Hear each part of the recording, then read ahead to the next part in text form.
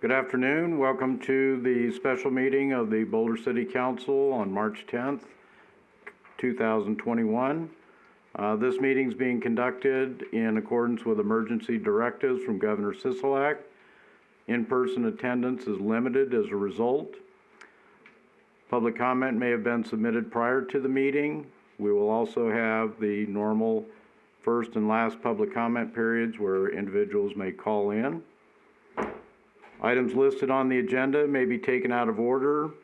Two or more agenda items for consideration may be combined, and any item on the agenda may be removed or related discussion may be delayed at any time. With that, I will call the meeting to order and we'll begin with the Pledge of Allegiance. I pledge allegiance to the flag of the United States of America and to the republic for which it stands, one nation, under God, indivisible, with liberty and justice for all.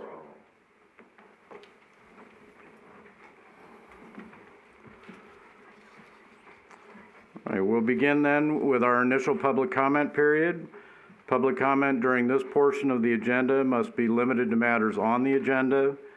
For action, each person has up to 5 minutes to speak on a specific agenda item. And as always, we ask people to be civil and concise in their comments. Is there anyone in chambers that would like to speak in public comment? Please come forward, state your name. Afternoon, my name is Harold Harvey. Can you hear me all right? All right. I'm here to comment on the need for carts at Boulder Creek as part of the capital improvement plan. You don't know me, I'm a retired Army officer, retired school teacher, resided in Boulder City since 1999. I spent the last 6 years of my teaching career here at Boulder City High School, and I continue to volunteer as a coach with the boys golf team. In 2018, I took a retirement job at Boulder Creek, and I'm the starter there now 2 days a week. So I get the opportunity to talk with all the patrons. And the comments are generally glowing. We've got one of the best facilities, if not the best facility in the valley at the price point we're at. Thank you very much for that. Somebody of moderate means like me really appreciates that. There are negative comments though, and the negative comments are about our carts and until recently about our GPS system, which doesn't work at all anymore. We've turned it off. Customer expectations, much like when you rent a car, are that you're going to get something late model and that it's going to be in good working order. Instead, they get a cart that's beat up. It may have a busted windshield. The GPSs, about a third of them weren't working before they were totally shut down. Missing ice chests, and parking brakes that didn't work, that sort of issue. Our fleet of carts is 8 to 9 years old. The life expectancy of those is more like 4 to 6, and we've nursed them on quite a while. Before our last shipment of batteries, we were towing in as many as 15 to 20 carts a day that were out with customers. Their round stops while we respond to a phone call with a cart so they can resume their round. I recently spoke with a resort guest that was in disbelief after he had just paid $120 to play our course, and his GPS didn't work, and then we had to tow in his cart partway through the round and give him another cart. This is not normal in the golfing industry. It's no longer just an issue of $720 every 2 to 3 years for batteries. We're having longer term maintenance issues with these carts. They've got, I would estimate, 20,000 plus miles each on them. Okay, why is it? Why is it that our course has issues and Boulder City not so much? Well, it comes down to what they're driving over, the terrain, okay? Our course is longer, there's longer distances between the tees. The terrain itself is hillier, and customers, although they're asked not to drive them off the grassy areas and off the carts, they will go out in the desert looking for their golf balls, and so the carts get beat up. Now, some courses have a GPS system that once they leave the intended area of play, the cart's disabled immediately and they have to back up. It's tied to the GPS. We don't have that. So our carts tend to get more beat up. So what am I talking about? I'm talking about not just the $720 every 2 to 3 years for batteries, but windshields, $260 every time one gets broken beyond what we want to use. Chargers, we're now into chargers at $600 a piece. Those come with the new carts, but we've bought over a dozen already, and we're going to have to replace them for the whole fleet because the carts don't charge. Motors, we're into motors now at $1,700 a piece because they strip out on the inside. These things are a big enough cost that it makes it not cost effective to continue repairing our fleet. Finally, with COVID, we're having to run one person to a cart. And that means that we have to put more carts out there every day. We are actually losing business, because we don't have enough carts. We have to block out tee times where we cannot give customers a cart so they can't go play because we don't have enough carts. It's costing you money. Thank you. To summarize, our carts are below industry standard. They're actually quite an embarrassment to put some of them out there with our customers. No longer cost effective to maintain and need to be replaced. And thank you for all you do. Thank you. Anyone else in council chambers that would like to speak in public comment? All right, we'll open the phone line then. Anyone wishing to call in, the phone number is 702-589-9629.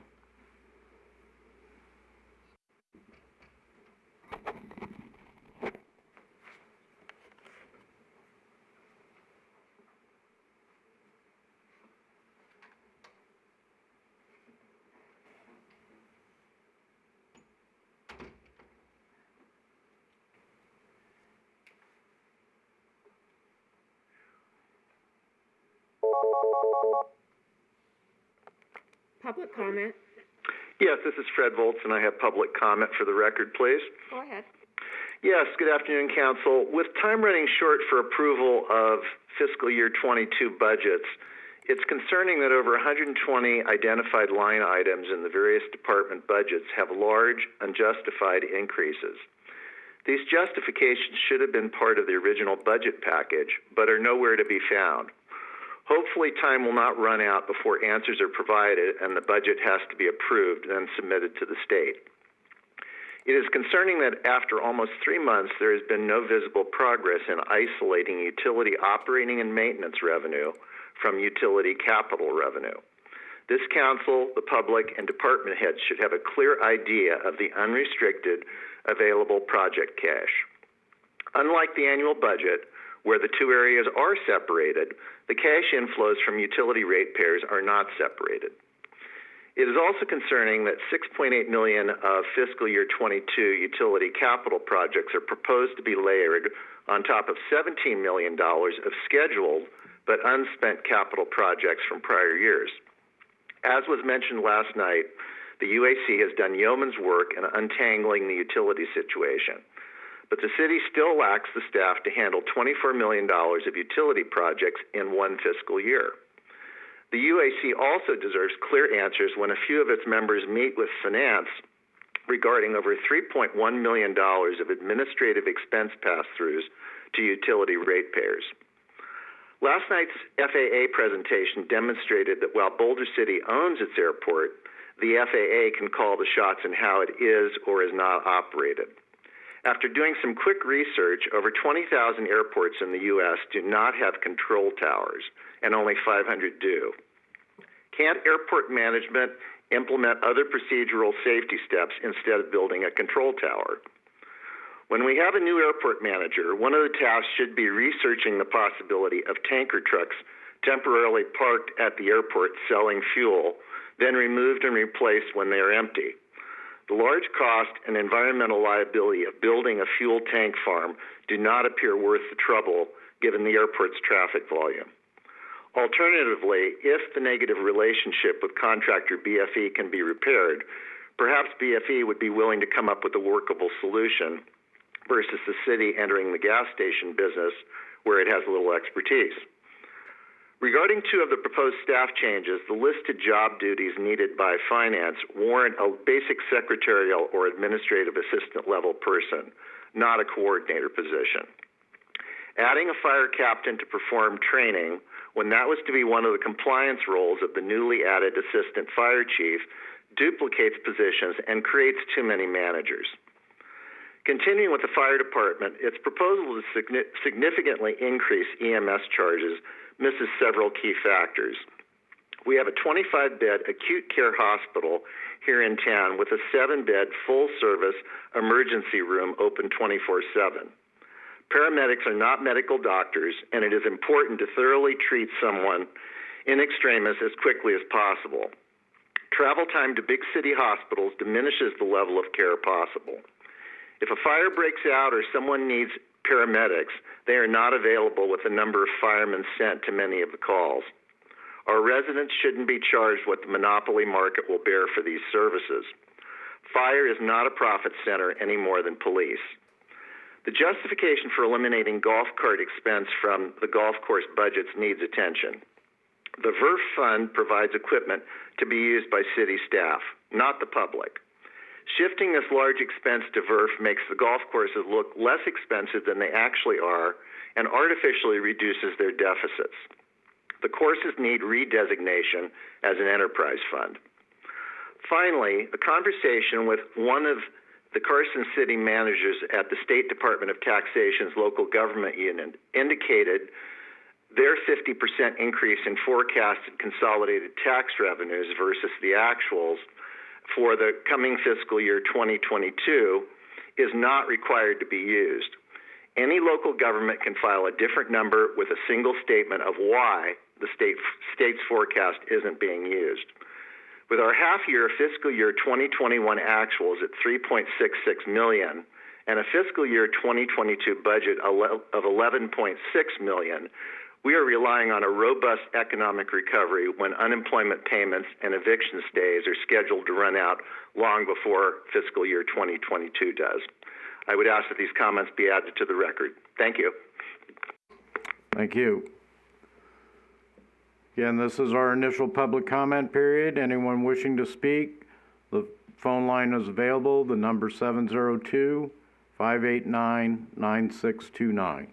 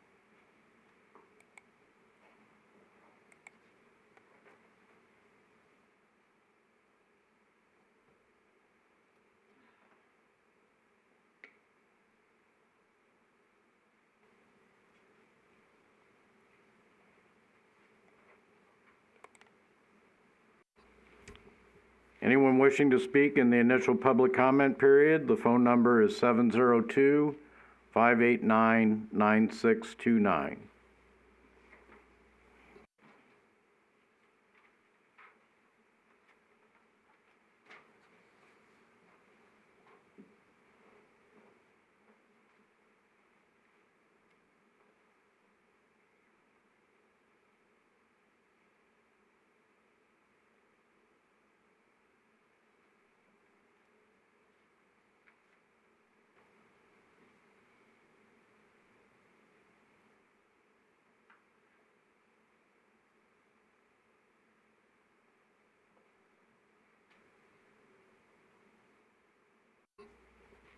Madam City Clerk, you had said there were no emails or voicemails. None. Thank you.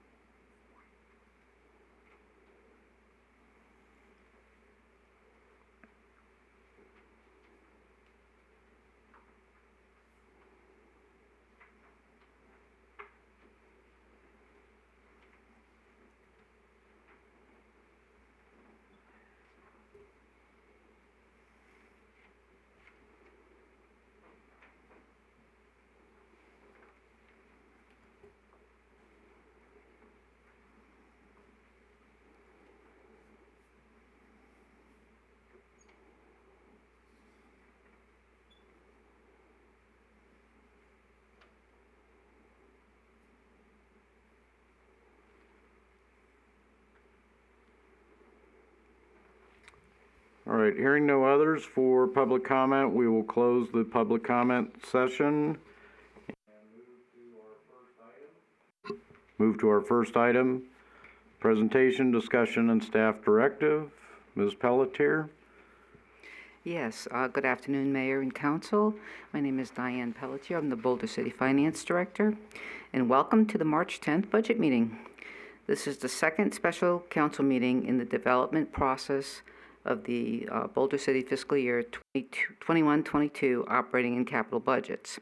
So before describing today's meeting format, I would like to briefly update the council on this year's revenue receipts. So I'm going to go back in time to the 2021 budget adoption, which was in May of 2020, which is also known as the COVID budget. I estimated that the majority of the 2021 revenues would be reduced by 40%. And that was a figure that was used throughout the state based on analysis provided by Applied Analytics. Boulder City used this reduction factor for all estimates except room tax. We actually reduced it by 60%, and property tax and solar lease revenue were not reduced. So as of today, we have received about half a year's revenues. Some are still lagging behind 6 months, but for the most part, we've gotten half a year. So revenue receipts continue to be above the budgeted 2021 COVID budget projections, which is good news. If the trend continues during the second half of the year, Boulder City's C-tax receipts, which makes up about a third of the general fund revenues, will approach 2019 pre-COVID levels. So for comparison, I'm going to throw out some numbers, but they're all kind of similar. The C-tax receipts in 2018 were 11.1 million. In 2019, they were 11.7 million. In 2020, they were 11.1 million. And 2021 through 6 months is at 5.6 million. And if I annualize that, which is a realistic estimate, it will be at 11.2. So that puts us close to the 2020 number, which is far better than the 40% reduction we had budgeted. More cops, crime prevention, and infrastructure tax are 13% below 1920 budget through November. So we don't have 6 months of that, but through 5 months, they're 13%, not 40% below. LVCA taxes, I could ask if you think those are below. They are. They're 71% lower instead of the 40%. But this item makes up a much smaller part of the Boulder City revenue of 1.5%. So the impact to Boulder City is minimal on this. Boulder City did receive 1.5 million CARES Act money in August of 2020. We actually received that money. And approximately 490,000 of that money has been or is planned to be distributed to the community for citizen and business assistance programs. So this is the good news. I mean, it really is. There's a lot of good news here. But now for a bit of cautionary thoughts. Boulder City has incurred a lot of unbudgeted expenditures related to COVID and continues to pay expenses for testing, vaccination, and cleaning. So like the park cleaning and disinfecting. Expenditures through December 2020 were $1.5 million. Since the vaccination program began in January of 2021, we estimate that the city will incur additional unbudgeted costs of $500,000, bringing total city COVID expenditures to $2 million. So things look brighter for the upcoming year, but until everything returns to normal, we have to continue to be fiscally conservative. I mean, we're all still wearing masks, we have to 6 feet apart, schools aren't open. A lot of things have to come back to normal before we say that we're out of the woods. So for this reason, the 21-22 budget increases are very minimal. So the budget manager, Angela Mannanen, will be presenting updated information with changes since the February 10th meeting. And in addition, she'll be asking for guidance on a few remaining council decisions which will impact the 21-22 budget. After she concludes with her operations presentation, Public Works Director Keegan Littrell and Carol Ellis will update the council on the 21-22 Boulder City Capital Program and seek guidance on their remaining questions. So with that, I'm going to turn it over to Angela.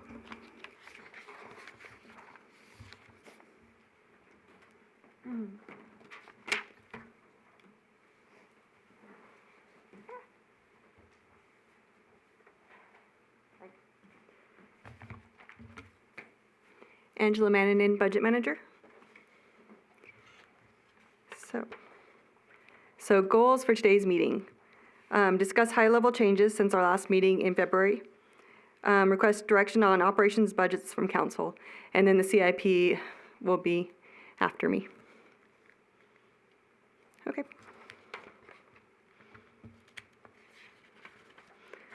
So general fund changes since February 10th. Revenue increased $624,000. This was from February 16th preliminary revenue projections from the state. They increased consolidated tax $599,000 and motor fuel tax $25,000. This correlates with our trending, so we agree with their numbers. Expenses increased $37,000. Council increased $1,000. City clerk decreased $23,000. Public Works decreased $5,000, and recreation increased $65,000 for a total of $37,000 increase. So other governmental fund changes since February 10th. I removed 3 capital improvement projects from the RDA budget because they weren't approved yet in CIP, but depending on what you decide in item number 3, I will either leave them out or bring them back in. And that was just due to operations and CIP being at the same time. So some proposals I have for council's consideration, and there's 3 different proposals, so I'm going to stop after each one and hopefully get a vote or direction from each one before I continue to the next one. Like I said earlier, there is an additional $637,000 in revenue going to the general fund than it was expected in February. I'd like to request increasing the transfers out to risk management and compensated absence fund, both $250,000. So a total of $500,000 of the newer revenue transferring into these special funds. And the reason for that is already for risk management, we spent $615,000 this year. So $352,000 is insurance and $263,000 is litigation. So I'd like to increase from $637,000 transfer out to $888,000. And also compensated absence fund, we've already used $213,000 this year. So I'd like to also increase that $150,000 to $400,000 just for future use because these funds are definitely being used. Before I go on, I'd like to stop there for any questions you guys have on that one. Questions or comments regarding the additional transfer of revenue? Councilmember Folda? Sorry, I caught that $500,000 to the special funds. What was the remaining? In the general fund, Oh, general fund. Okay. will you turn the PowerPoint back on real quick, Holly?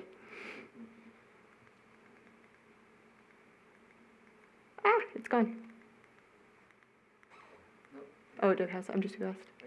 Okay, this is the general fund without doing the additional transfer out. So, I should probably have it in front of me because I can't see back there. It's about $8 million right now without removing the additional $500,000. And so our 1 month to 2 month base that we want in for operations is actually 2.9 to 5.8 million. So we're at 22% right now. And if we were to move the additional 500,000, we'd be at 21%, so we'd be at 7.5 million. And then there's a contingency next year of $1 million that we, of course, don't plan on spending, and hopefully we don't spend it. So if we don't, it'd be $9 million or 8.5, depending on if the transfer's allowed out. And so that'd either be 25% or 24%. And then just with the support of the newly created special revenue funds, so compensated absences would be 2.2, or actually 2.4 if the transfer's allowed. And then risk management would be 1.8, or basically 2 and extraordinary maintenance would be 2.2, revenue stabilization 2.7, FERF 1.7, and emergency capital reserve in the special projects. So total in the special revenue funds would be 12.7 million or 13.2, depending on which way we go. And those are as expenses as of March 4th. So if we do anything else gets spent on risk management or compensated absences or any of the other special revenue funds, it would go down. But that's as of 3/4. And so a combined ending fund balance of the special revenue and general fund is 21 million, no matter either way you go. Hope that helps. So do you have an idea for the remaining 137 of that consolidated tax? Nope. I was going to leave it in the general fund. Okay, so really you just want us to vote on the 500 for now? Mm-hmm. Okay, thank you.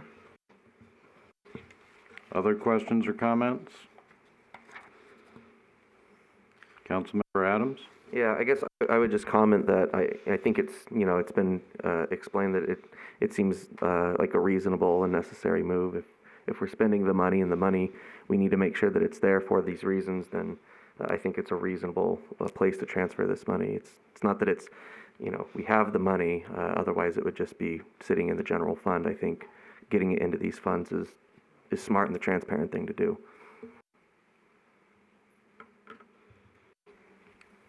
I wanted to go back just a step or two with the overall budget process. You spoke about the increased cost for COVID, between personnel costs, supplies, all of that. The city did receive a one-time payment from one of these solar leases. Mm-hmm. In the amount of? It's close to 4 million, but the general fund amount was 3.6 million. So if we go back to last year's budget, we were expecting to use 16 million of general fund balance. 9 million of that was transferring and creating the special revenue funds, but it was close to $7 million that we were going to use of general fund balance. So that 3.6, it just went into, it got split the 75, 5, 20%. So the 75% that went into the general fund is just in the general fund, and it's actually kind of supporting us from that expected loss that we were expecting. So instead of being 7 million, now it's, actually the two things. So the higher than expected, C-tax is expected to be over 11 million when we only budgeted for 7. So an additional $3.7 million in C-tax this year, and also that 3.6 is helping us raise the general fund back from what we thought we were going to expend for COVID. So I don't know if you remember that last slide from last year, but our general fund, without that 3.6, we were projecting it to be down to 3 million, and now it's back up to 8 because of the C-tax being higher and also that $3.6 million payment. General fund portion, 3.6. Okay. And, depending on what happens today in Congress, or it may have already happened, there's a potential that we will receive some additional funds. Yes, depending on how it's worded. If it's to replace revenue, we probably won't, because we've been fortunate. Our revenues are coming in higher than what we projected. So it just depends on what the guidelines are. So that's a possibility, but I do not want to budget on it because it's too many uncertainties. Live on the dangerous side. Okay, but again, what I'm trying to get at here is, yes, COVID clearly increased cost of the city, plus money that came out of the CARES Act, which was from long ago, it seems. Some of that, a substantial portion of that, has been pushed out into the community, is what the intent of the funding was. But overall, we're not really in a loss picture for the year. Not compared to what we budgeted. I mean, we are still lower than we were in our projections for 21 or 20 without COVID, but I don't want to jinx it, but yeah, about 2 years behind from where we would project we would be. So we're probably back to fiscal year 19 revenue levels where we were going up, and we took a little dip. And plus, in addition to that one-time payment, we're expected during this coming fiscal year, FY '22, to also see increases in the land leases. Is that correct, as these projects are completed? I can't think of a new one in 22. That doesn't mean there isn't one, but off the top of my head, there's a new one in 22? There's a possibility. Late this year, possibility of an exercising of a lease, Okay. of an option. There's a possibility. But again, we don't budget until the contract's signed and we have it's guaranteed, because they could change their mind, so it's not in the budget. Like, there's nothing in the budget that is not certainty behind. But we are expecting a project to go into production, and isn't that when the lease revenue? Oh, I see what you're saying. Yes, that is, next year we are expecting $1 million more in lease revenue because of the new projects.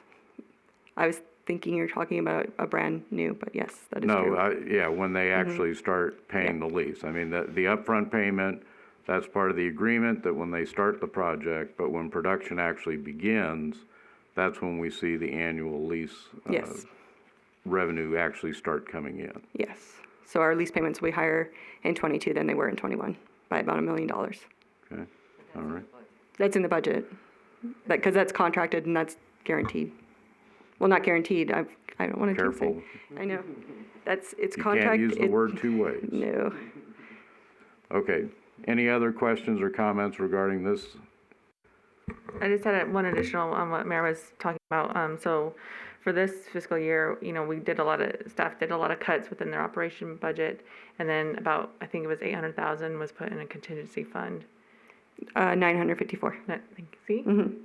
You know the number. So where are we at with that contingency fund? Have we touched it? You would know. We have to come to council to spend any of it because it's not associated with any department or group. So if there's a need for it, we have to come to council and ask. Okay. So And it's all none of there. those, we haven't done any general fund budgets, so, okay. So that would be just put back in with this next fiscal year? Yeah, it just stays in the fund balance. So then that's what I showed earlier, that $8 million, that is. The use of funds is going down. Yeah. Because of those other expenses. Thank you. Any other questions or comments? Anyone wishing to make a motion on Ms. Mannen's request? Councilmember Adams? Thank you. I would like to move to increase transfers out to the risk management and compensated absences funds as recommended by staff. All those in favor? Aye. Opposed? Congratulations, one down. Thank you. Okay, the next item is the personal assistant moving from part-time to full-time. So our administrative services staff are currently just 2 people, our administrative services director and our administrative analyst. So there is a part-time assistant in there currently who only works 19 hours a week, and we'd like to move her to full-time to assist with all the processing of employees, since we have over 300 employees and currently only 2 full-time people to do everything that happens with employment. And I could either answer more or bring up Bryce Bolt to discuss the position. Maybe I could. I will just answer questions. Questions or comments? Councilmember Bridges? Yeah, in the description of it, the current part-time, you're talking about summer help or another assistance. Is that the same person that's being No. described? Prior to COVID, we had interns, and we also had the position's called the Weekend Warrior, where she was able to assist personnel for a point in time, but due to being the Weekend Warrior and being on call on the weekends really hasn't been able to assist going forward. That was kind of a one-time. And that amount for the current part-time salary, did that include those 2 extra people? No. It did not? No, Okay. not for fiscal year 21. Okay. Okay, thank you. Other questions or comments? I have a question that probably Mr. Bolt would be better at addressing it to. With regard to retirees, is there any work that your staff does for employees that retire or are retired? So the retirement system, PERS, is separate and aside from us with respect to going through their retirement process. And then on our benefits, the Teamster Trust is the bulk of our employees are under that benefits, and they offer retiree benefits. But I'm not sure I quite understand the parameters of the question. I don't. Well, I guess it would be if an employee retires, obviously there's some work that your staff would need to do to get all the paperwork for that person's retirement. But once they are retired and they're into PERS or you mentioned the Teamsters Health Fund, what does the city have to do with processing anything for that employee after that period? I'd say very minimal, not much at all. Okay. And again, this is a question that a resident had asked, so I wanted to try and clarify that as far as that function, that if employees retire, of course, there's some processing that needs to be done for their paperwork. But once that's completed, you know, let's say a month or 2 months after they've retired, the work that the city would have to do with regard to that employee drops to virtually nothing then. Yes, sir. Okay. All right, thank you. Any other questions or comments?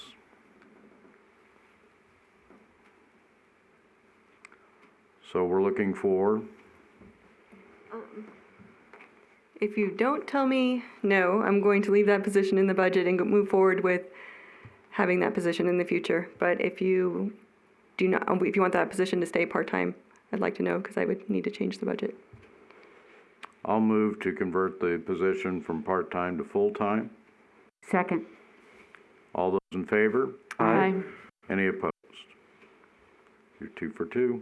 Thanks. I know. No pressure. Okay. And then, so the third item is an increase in ambulance fees to reflect the cost. So most of the cost would be picked up by insurance companies and not our residents. Currently, the residents are not seeing the benefit of our lower cost of our ambulance rates. They still pay their deductible. Who is seeing the benefit is the insurance companies. And so, to talk more about this is our fire chief. So I'm happy to answer any questions. Like we talked about before, we mentioned the fees we wanted. I included in the package the draft resolution to include those fees for you to consider. We've done more research. There's 93.9% of our community has insurance. In response to the questions from council last time, we looked at what a person on Medicaid pays for an ambulance, and it's $0, so they're not allowed to be charged for emergency services. The government pays what they pay. For Medicare, we figured regardless of what the fees that we increased, the most that a person would have to pay, I think, was about $106. Regardless what our fees are, it's a set rate. So Medicare pays what they pay, and they set the amount that we can charge the customer. And I believe it's capped at about $106. 45.1% are covered by employee plans. So similar to ours, we have our deductibles or our co-pays. We pay what we pay, the insurance pays the rest. And so we visited with Henderson Fire and talked about that, and they had the same opinion that typically when we raise the fees, the individual still pays the same copay they would always pay. The insurance is the one that's either getting the break or paying the difference. And so we just believe that there's funding being left on the table. And again, we're not trying to reach the market rate, which the market rate in the valley is about $1,200 a transport across the board. We're just trying to reach the rate which we believe it costs the fire department to do the service we provide. So I believe 6.1% is what we have uninsured, and that's the most recent data in our community. And so I'm happy to answer any questions related to the EMS fees. Questions or comments? Councilmember Hoskins? Yes, we talked about this before, if there would be some type of a discount for people who couldn't pay or some type of a program. Did you look into that? We did. It's actually against the law to have different insurance costs based on if you're insured or not. And so I believe it's Medicaid that sets that rule, but it's actually against the law. So we can have hardship programs, we can have subscription programs, we can have other ways of addressing people that can't meet the need. But to say that if you don't have insurance, you only pay this much, and if you do, you pay this much, there's laws in place that say it's not allowed to do that. And thank you for finding that answer. No problem. So if you do have that suggested subscription program, it would be feasible to have a hardship grant or the ability to help somebody out who was not insured. Yeah, so if we had a subscription program, we would have two options. One, the program itself would be beneficial, even if you're on Medicaid, or Medicare, I'm sorry. Your annual subscription fee would be $75, which would be up to 2 transports where your portion would be waived. If you're on Medicare, just one transport is going to cost you $106. So it's a savings even on one transport. What we do with that money essentially is everybody puts in the subscription fee, it goes into a pool, and that pool of money is used to offset. So if Councilman Adams had a transport, he was in the fee, and we waived $400 of his, that pool would pay that $400 because, again, it goes back to those federal laws. We still have to, someone has to pay that. So that pool pays that. And so the remaining money in that pool can be used however council decides. If we decided to create a hardship program out of that pool, as long as it goes towards paying the fees associated with the transport, it's legal. So we could use it any way we chose. Henderson uses their extra money for community risk reduction. So anybody that's in the program gets a free CPR class, free first aid classes. They do different community classes for the people that pay. That's included in their subscription program. But again, it's customizable based on what the city wants it to do. It just has to go towards that. So we can't have a subscription program where the extra money buys us extra air packs or hires more people. That's not what it's for. It's strictly to offset the costs of the insurance on our community. So it really is a benefit. It's all benefit to the community. It doesn't benefit the fire department in any way other than the fact that it helps take some of that burden off the community. And what was the suggested cost for the resident, or what is Henderson charging? Henderson's, I believe, about 70 for an individual and 100 for a family. Per year? Per year. They're a bigger group, and that's up to 5 people, I think. If you have more than 5, then it's an extra $10 per person per year in addition to that. So if you had 8 people in your house, you'd pay $130. We originally suggested, again, and ours was just in the first discussion, this would be something we'd have to talk more about, was setting it at 75 and 125. 75 for the individual and 125 for the family. Just because we're going to draw from a smaller group, and if we want the pool of money to be there to help offset some of these fees, it would probably have to be a little bit bigger. And there's also a period of time that it takes for this to catch on and to grow. I mean, every city I've heard that's done it, the first year or two, it is pretty slow to grow. The benefit's there for the community, and we apply what we have. If there's not enough money in there, then it's just waived, so. But again, it's your call on that.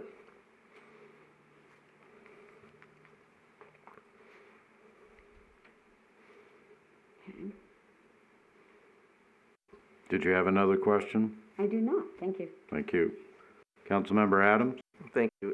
Yeah, I guess, for me, it's good to hear that we've got over 93% insured, but, I always want to think about that, that 6.1% that doesn't have it, because, a move like this is, that's who it's going to affect the most, unless we are able to move forward with, a hardship program or something like that you were describing. So I guess just for council as to where my head's at is, that's something I can support. An increase in these costs are real costs that are associated to providing these services. But with that comfort level, starts to wane a little bit when there's the potential. If we're not willing to also support those who might not be able to fit those costs. So that's kind of where I'm at. But I think we should move forward with having a hardship program or something similar that we can discuss those details later. But if we're willing to move forward with that, I would also be comfortable with moving this way.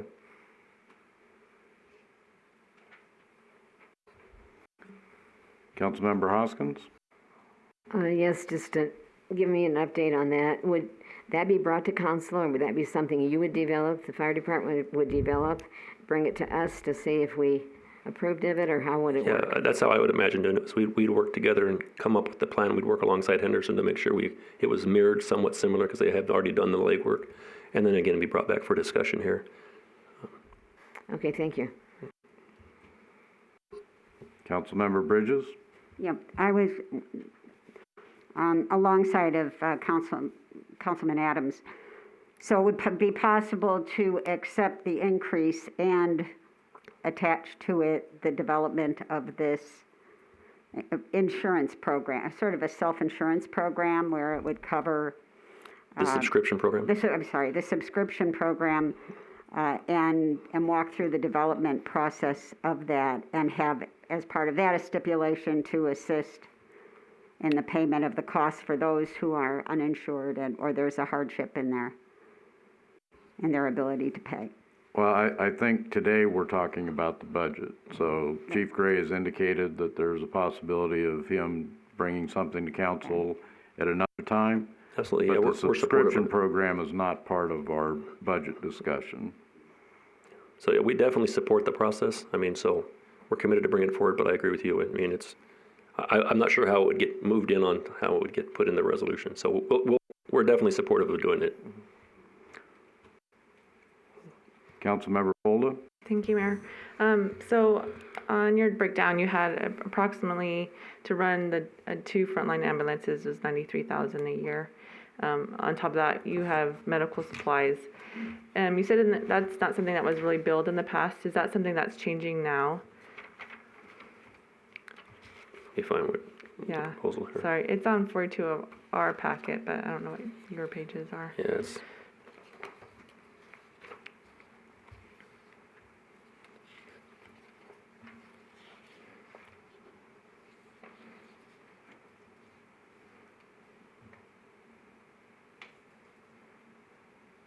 So that 93,169 is just the cost of maintenance. That's Right. specific to the ambulance and to the hard equipment like the cardiac monitors and things like that. So we don't bill for that kind of stuff. Right. We bill for the soft costs. So like if we do a cardiac arrest, the patches that we use, they're specific, I believe are $400 a set. And so those are the kind of costs that we have to recover back so that we can have a spare set for the next call. And so, like I said, the costs associated with this aren't included in that. Right. So, but what I was trying to get at is, there is a lot of cost and expense just to run them, let alone adding on, the medical supplies and equipment that adds on to that. Do we know approximately, I think the majority of our calls are EMS calls. So, Correct. what do we have an estimate of what that cost is to run all these EMS calls So you mean for the actual with the medical calls? versus what we're recovering? Yeah. We could definitely, I can get that for you. No, I believe our medical calls are 75% of the calls we have. Yeah, I remember they're being quite high. They're more It than is. half. Yeah. We could definitely put together that information and get it to you in the next couple of days on what it would actually cost Okay. out of our budget. Again, it's going to be an estimate because, EMS calls take less people typically and they end faster. So it's a little harder to just go based off the call, versus doing personnel hours, but we can try to put something together. Right, but there's also a tracking with that, right? Because a lot of calls maybe have to take transportation to, that adds time and miles to that. It does, so- If we go, especially if we take to a hospital out of town. About 1,300 of our calls a year are transported to the hospital. And I think it's important to mention, I know one of the callers had talked about we can just use Boulder City Hospital. Our transportation decisions for the medical calls are dictated by protocol. So depending on the age of the person, the nature of the call, the regional protocols say where you'll take them. So if it's a basic life support call, and there's certain advanced life support calls, we can take them to Boulder City Hospital. But for instance, there's a trauma protocol. If you're over 55 and you suffer a fall, you must go to a trauma center. Boulder City Hospital is not a trauma center, so we have to take them to a trauma center. And so if you're burned, you have to go to a level 1 trauma center. And so there's specific rules that the protocols say we have to take. There are times when the patient can say, I just want to go here. But typically it's based on the level of care that they need and what the hospital can provide. Okay. And so, I would appreciate, because, a lot of this is, we're charging to recover some of the expense of, these EMS calls. So it would be beneficial for me, at least, the council, to have approximately what that is and then what we're actually right now receiving. We get what the around $1 difference million is. a year in reimbursement between billing, and then there's a couple of federal reimbursements through Medicare and one called GEMT that actually give us about $1 million a year, I believe, is what goes back into the budget from and I believe our budget's $5 million. And so, I mean, we're definitely we're nowhere near making a profit. I know that was another comment that was made. We would have to charge 5 times as much to even begin to break even. And Right. so Well, that's not a service I don't think we should make a profit on. No, and we're not trying to at all. Right. But I mean, it would be nice to know where we fall with, what the gap is between, Yeah, I'll our work with finance expenses and and our what office to see if we can come up with some better numbers of what it actually we think it costs for the service we provide. Okay. 'Cause that would give us I mean, for me, it would be better to know if, that changes to increase would benefit or not. Is what we're spending. Thank you. It would definitely help, but there's, like I said, it's not, we're never going to offset what it costs to run EMS. I mean, we're not going to make that go away. We're just trying to get closer to what we think it costs. Other questions or comments? Looking at that on page 44, I'm assuming these are the proposed levels that you're requesting then, 800 for ALS 1, 1200 for ALS 2. That's exactly what we put in the resolution. We just copied those numbers again and seeking direction from council. So Actually, the resolution refers back to the exhibit, but. okay. Yeah, I know we attached it to the back of the resolution, so okay. Yeah, but we used the fees we talked about last time. We left them exactly the same. In fact, they initially, when we were building this, they got mistyped and they were actually not those. And so we were, thankfully, Angela was able to catch that, and so we didn't have to address it here. All right. And then when I look at the previous page of the, you give a regional partners average for the ALS 2 response at 1214. That actually went up, so that was based off of last year's numbers. It's went up to almost 1,300 for the ALS 2. Okay, so essentially we're coming very close to what everybody else is charging. Yeah, and again, that's because of that's 1% of our transported calls. Those are usually our cardiac arrests. We've got multiple people in the ambulance. We're doing multiple procedures. There's a lot of equipment being used. And the reason that is, there's more people involved. And so that is, I mean, they're rare, but we use, in this town, we use everybody. I mean, if we're on a cardiac arrest call, all 7 people are working on that call. And so the more typical response then is the ALS or the non-emergent? would be the basic life support, emergency transport, and the advanced life support. So those are the more common ones. Your non-emergency transport is going to be somebody breaks an ankle or somebody is feeling dizzy or something like that, something really minor. And those typically do go to Boulder City Hospital. They're a shorter run. So anytime we're going to need to put IVs in people and put them on cardiac monitors and start giving them meds, that's when you get to that ALS 1 call. Which, again, that's going to be the bulk of our calls that go to Henderson and Vegas. And, you know, I certainly agree with Councilmember Folda that when we look at these things, it would be good to have, and I know you have provided, it hasn't been recently, but you have provided information regarding the number of calls, but to be able to see a 3 or 5 year span of what the calls were so we can determine, are the calls increasing, decreasing, staying about the same. You know, I know there's been discussion in the past that I-11 may have contributed to more severe injury occurring than previously. So just to be able to have an idea of what's going on, I think would be beneficial. Yeah, we'll put together some data for you. Part of the struggle we had is when we got here, the existing record management system that was being used, we found out after we did some research, wasn't integrating with the CAD system. And so there was a lot of data that was missed and lost. And so in October of last year, we put in a new record management system. And so all the data we're getting all of it captured 100% now. It's accurate. So we can go backwards and get some estimates, but your really true accurate data is going to really be from October of last year forward. And so again, we can go back and take some estimates of what it's just not super accurate because of the way those two systems were interfacing. So, but we can put together what we have. Again, I think, you know, whenever we're doing these budgets, we tend to look for trend lines. You know, are we going up or down or staying the same? That at least helps me evaluate any changes that might be necessary. Yeah. We do think that over the last year with COVID, that our overall call volume has went down some. And so a lot more people are staying home. They're not doing as many risky behaviors. We're not seeing as many traumas.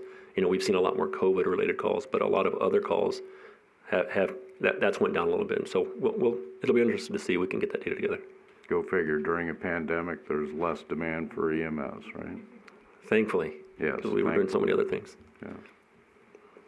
Other questions or comments? Anyone wishing to take an action then regarding resolution XXXX?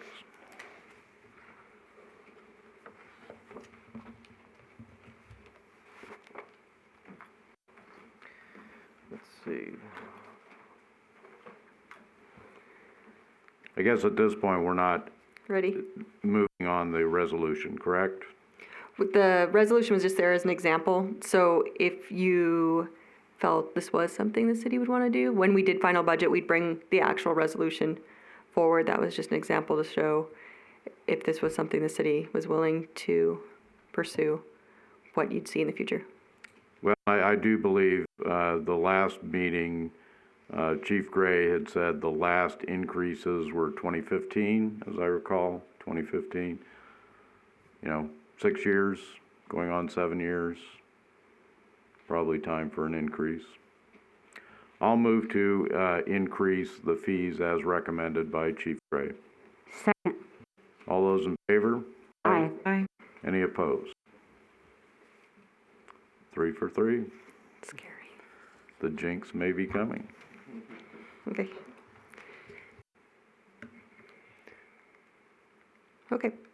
So these requests came from our last meeting in February.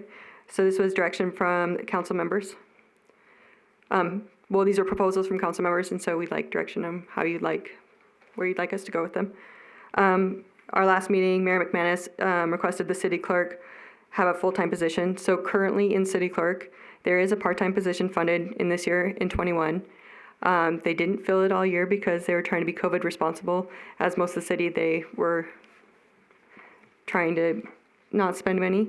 So that's currently in the budget for fiscal year 22. They still have that part-time person. To bring it to a full-time department secretary type position, I'm not sure what the position would be. It'd be about $87,000 that first year, and that is a step position, so it'd go up to about $103,000 after the sixth step. And that includes benefits. But the other issue with a full-time person in city clerk is there need to be some remodeling in that office, and to discuss that is Keegan. Mr. Letro, I appreciate the change of blinds in here. I was going to ask if anybody noticed. Unfortunately, it's not very sunny today, so. That's okay. Yeah. Keegan Letro, Public Works Director for the record. Yeah, I met with Ms. McKay, and she had some ideas of how we could fit another person in there better suited. Where the part-time person was sitting was kind of in a hallway / closet. I don't know what you'd classify that. It was not the best suited, and with the addition the building maintenance did for the customer service window, she had some good ideas of having a desk at the window, because currently if someone comes up and rings the doorbell, you can't see up there. There's no one sitting there, especially if there's only one staff member in the office on the phone. There's no way to tell, so someone just rings and rings and rings. So anyways, putting a desk there, rearranging where your guys' mailboxes are at. We were estimating if we were to hire a contractor, probably about $12,000 to $15,000. But if we were able to do it in-house, it would be substantially cheaper. So that would be an additional cost on top of what Ms. Mananan was saying about the employee costs. Questions or comments? Councilmember Folda?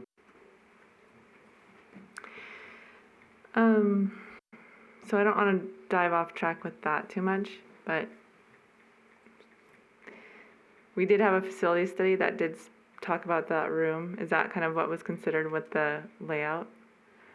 And what would be part of that budget of the 10? Are there any walls moving in this 10,000 estimate? 15? Yeah, currently when you walk into where you pick up your mail, there's a door with a doorway. That would be mostly removed, more of like an archway, just to create better visibility from the main office to that the customer service window. Other than that, it would just be removing all the built-in furniture and somewhat flip-flopping it to the other side of the room, so someone could actually comfortably sit there at the window. Okay. Thank you. You're welcome. Other questions or comments? Councilmember Adams? I guess just as far as the work that would need to be done, I mean, if we have that window, it makes sense that there would be a desk or a person there to man the window. So I think, that to me seems like an obvious, step. I mean, like I said, we've got the window already and nobody there, so.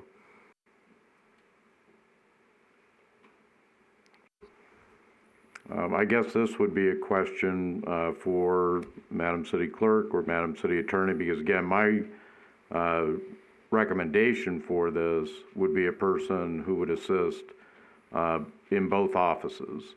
And I do realize that presents some challenges, but are we still looking at that, or? Yes, we discussed the job description would include assisting the city attorney's office. And Madam City Attorney? Yeah, so, but we also talked about the existing space in front of the window, and, our office uses the window a lot too for discovery payments and things like that. So it really does make sense to have that person there. And, there doesn't really need to be, we don't think like a wall knocked out or anything as far as like expanding the front office. But I think the Public Works' suggestions seem to be the best way to go. Okay, well, I'm talking more about the position now rather than where the person may sit. Yes, we talked about that, and essentially it would be a part of the job description. They wouldn't be reporting to me, but the job description would include, they'd be reporting to the city clerk, but the job description would include assisting the city attorney. All right. And this pay rate, I'm assuming that is an hourly rate somewhere around $25 an hour? I want to say yes. But again, I'm not sure what the job specs are on this. This is for a department secretary, so just depending on what the job really is, it could be something else. But yes, it's around $25. Okay, and that's starting. So it goes up as a department sec. We use department secretary, it goes up in steps every year, about $2 an hour. Okay, just automatic increases? If they're doing a good job, I mean, for the most part, yes. Well, again, Mr. Bolt is here. Maybe he would be able to answer that.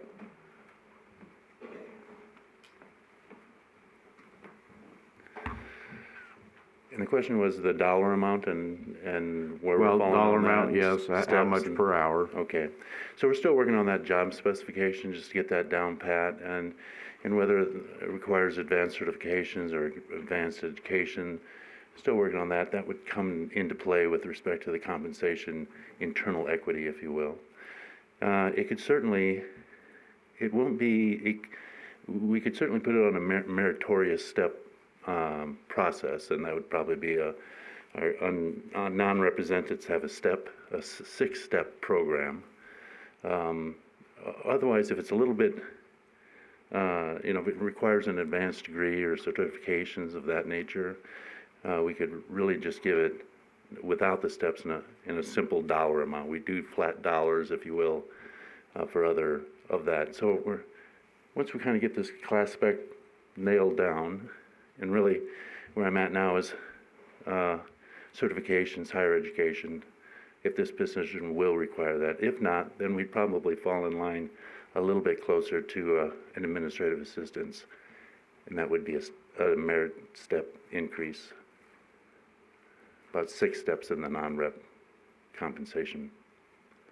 Okay, and are those automatic increases or based, I mean, you use the term merit, so. Yes, sir. So that they receive an evaluation on an annual basis, and that evaluation is meets or exceeds standards, they'd receive that increase, that step increase. All right. Any other questions or comments? Councilmember Folda? Thank you. So, for our acting city attorney and clerk, do you see this position as more customer service oriented, we're working with the public, or do you see someone that would need like a paralegal degree that would assist with paralegal work, or any kind of clerks or records degree, to deal with records management? It would definitely require more than customer service. It is to help the city clerk's office with legal postings, helping with the whole agenda process with all of our committees and commissions. Okay, so do you see any degree needs for that position? I don't know that I'm the right person to answer this. Okay. Probably HR would answer that question Okay. based I'm just on the saying job what description. kind of work, right, but we're trying to seek out what kind of work, because we know that there's a workload need, but if there was a work need of, a qualification higher than just entry level. I believe it would be beyond entry level. Okay. There wouldn't need to be any paralegal certification. I think a person with adequate experience should be someone that maybe served as a legal assistant or a litigation assistant who's familiar with court rules and regulations and knows to look up rules and things like that. It's very similar in that we look at NRS Chapter 241 and determining the posting requirements and the open meeting law manual. So I don't know that it has to have a degree per se, rather just an experience level. All right, thanks. We got some work done there. Appreciate that.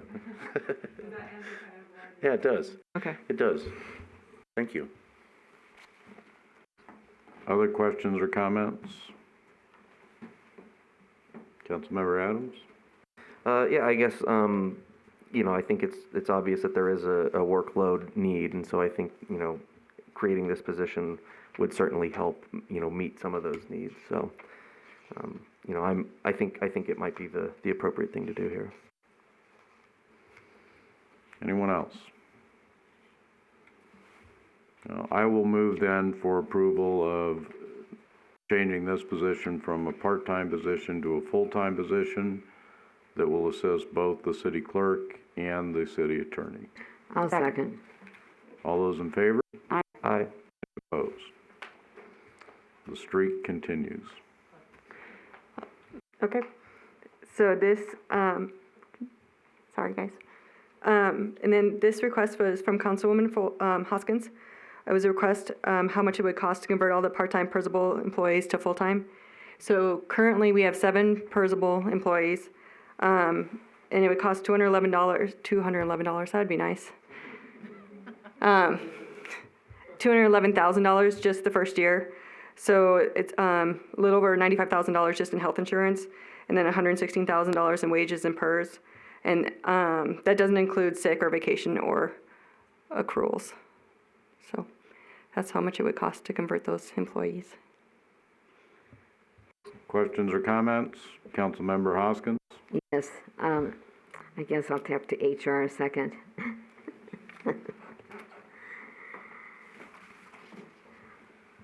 Yes, ma'am. Yes, originally we were talking about 7 people that work 32 hours, correct? Yes. 6 or 7, I believe, yes. About 8 hours short of having enough time to get health insurance, correct? Yes, ma'am. I don't know if those 7 need health insurance or not. But did you factor in the fact that they might already be working 40 hours because of the workload wherever they're working? Or is that they just have to stop at the 32 and that's it? I ran a report to see the average number of hours they've worked over, I can't remember the period of time, but perhaps 12 months. And so they could work in a pay period 64 hours. And we found that they're around 50, 55 hours was the highest. So it doesn't look like they're getting close to even working with the 32 hours. And they certainly weren't working 40 hours a week. But they are working 32, I'm sorry, I can't hear you. They're a little bit below 32, so they're about okay. 25 or so. Okay, I thought we were concentrating on those who actually work the 32. Well, I mean, we can call them 32-hour employees, but they can work up to 32 hours.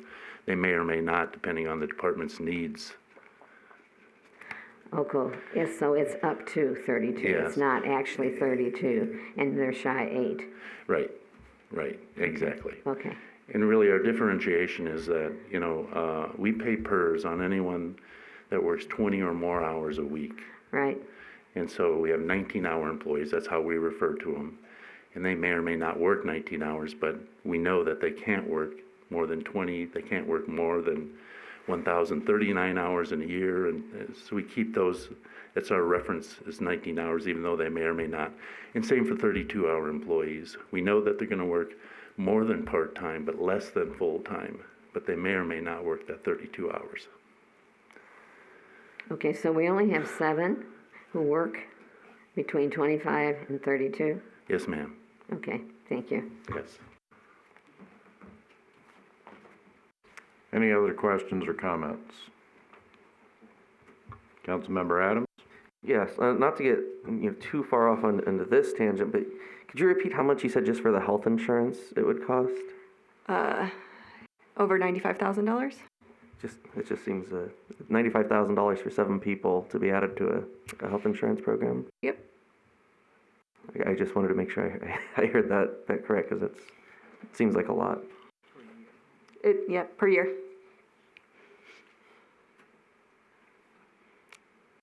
Any other questions or comments? I would, one, I think I understand where Councilwoman Hoskins is coming from on this, that, if somebody's working a substantial number of hours and we're simply limiting that in order to not pay their health insurance, I don't think that's the way any organization should function. However, if we have employees that truly do part-time work, I'm not sure, that full-time benefits then accrue to that person. So I would just like additional information regarding what it is these 7 employees are doing, how they're being utilized in their positions. But I would defer to Councilmember Hoskins on what her thoughts are. Well, that's exactly my thoughts. I mean, I first was told that we had a lot of people working 32 hours. They were just short by 8 hours, which I thought that just should not be, because people need insurance. Not everyone does. I don't. But there are a lot of people who do. And it does make a big difference in an individual's life.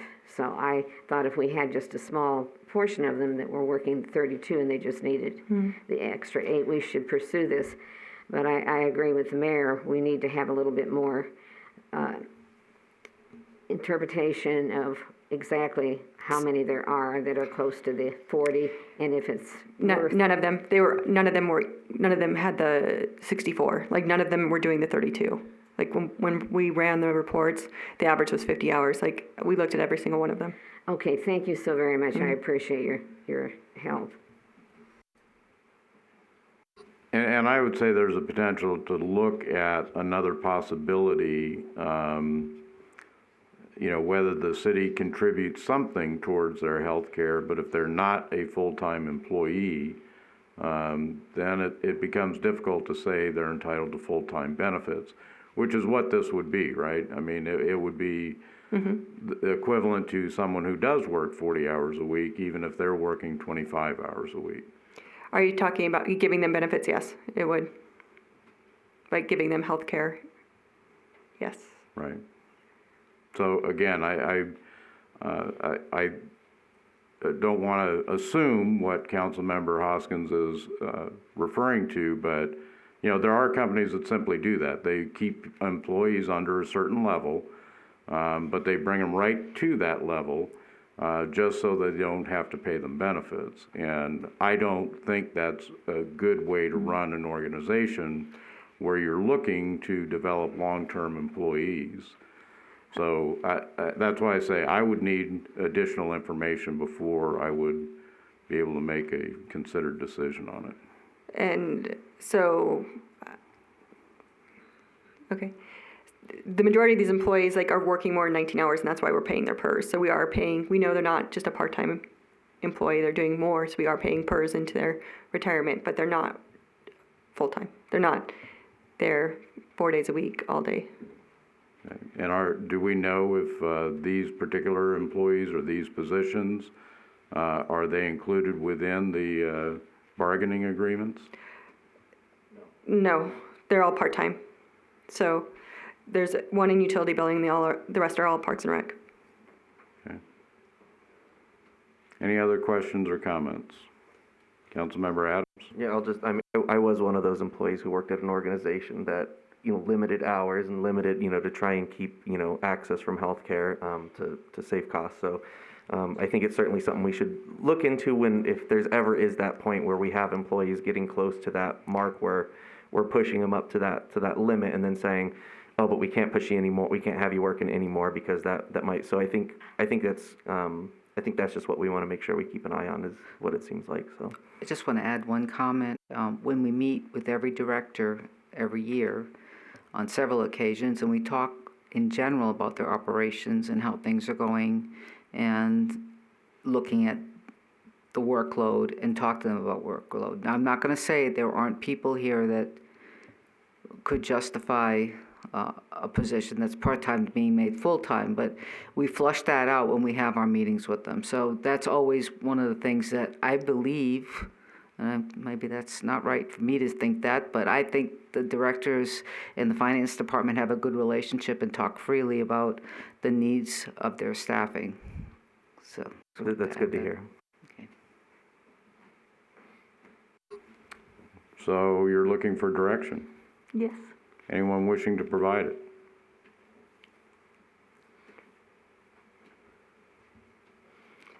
So currently, this is not in the budget. Unless you direct me to pursue it, I'm not going to add it. I'm sensing the string has been broken here, but. Yes. Okay, if anyone wishes to make a motion, please do so at this time. Okay, 4 for 5 though, you're still got a winning percentage. Here we are. Okay, so there really wasn't a lot of changes in the governmental fund since we met in February. Those were all the outstanding things we needed to discuss. So this is our fiscal year budget adoption schedule for fiscal year 22. Here we are on March 10th already. So this is the combination of operations and the CIP special meeting. I'll file the tentative budget to the state on April 15th. We still have a tentative meeting on April 28th, which, if it's only one item, I'd prefer to just bring to the council meeting the night before rather than having a whole meeting on one item, but we can decide that before the end of this meeting.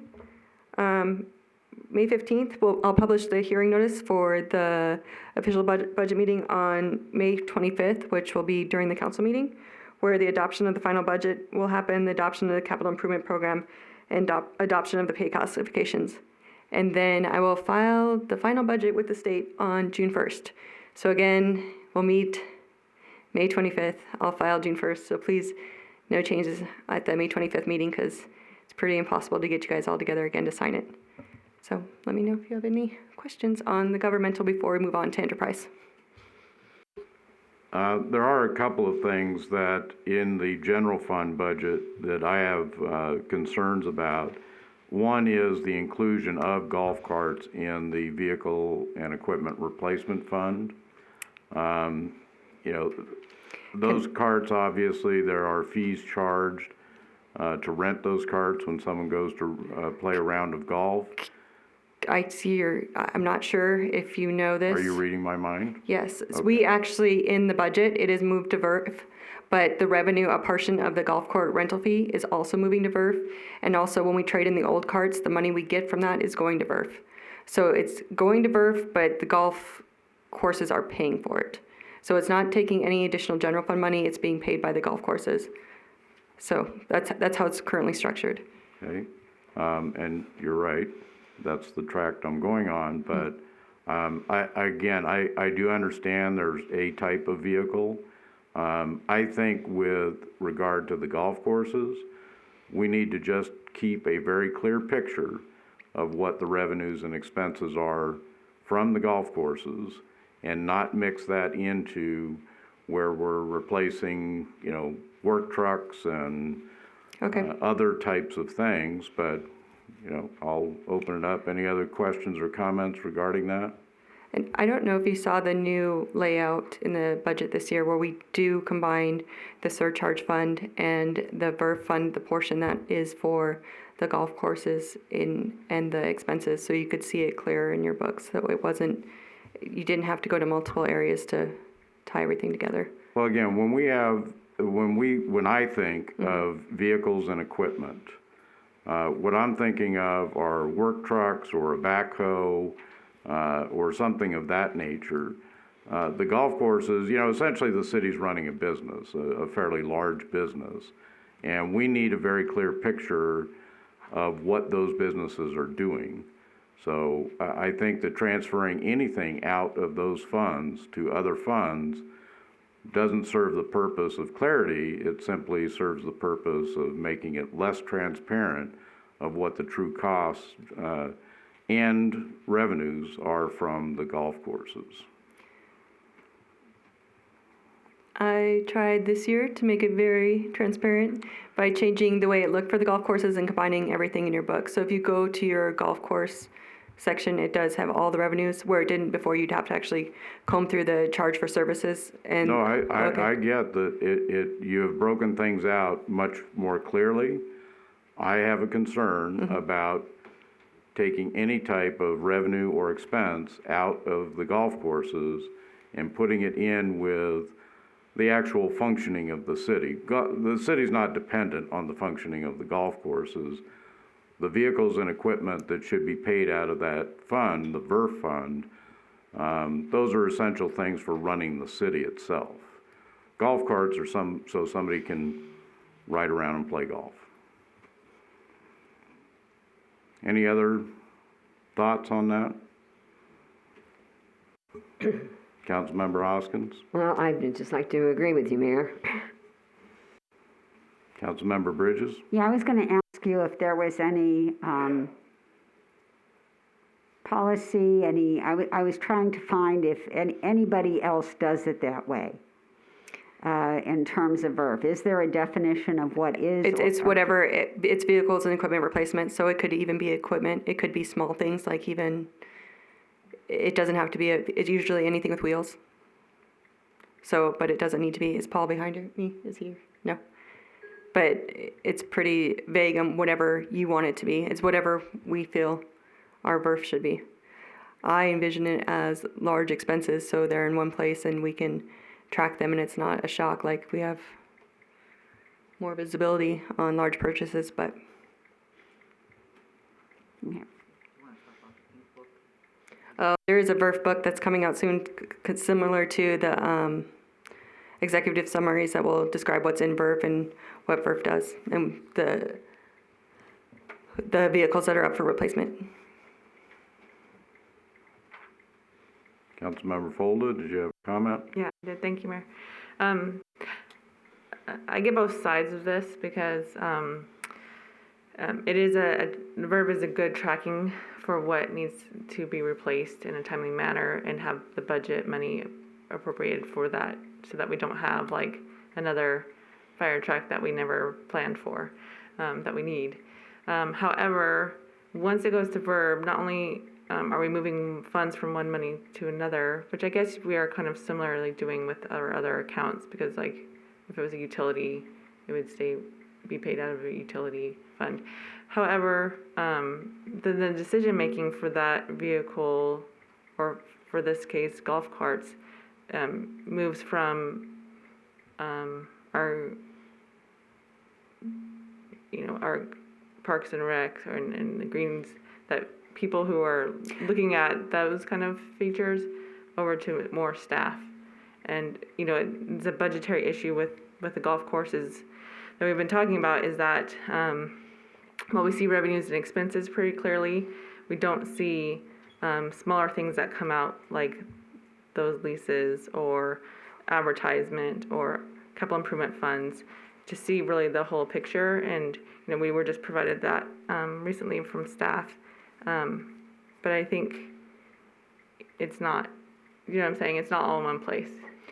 Well, as much as you have it in one place, there are some, like Parks and Rec does do some advertising, capital improvement funds are being out of that fund. So there's a little bit of different things that happen at the golf course.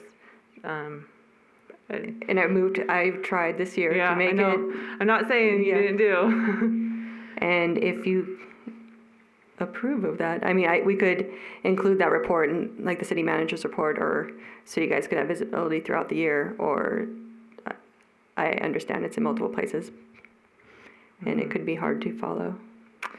Yeah, I know, talk has gone back and forth between enterprise fund, non-enterprise funds for those courses. I believe Henderson does have theirs in the enterprise fund. They charge a lot more.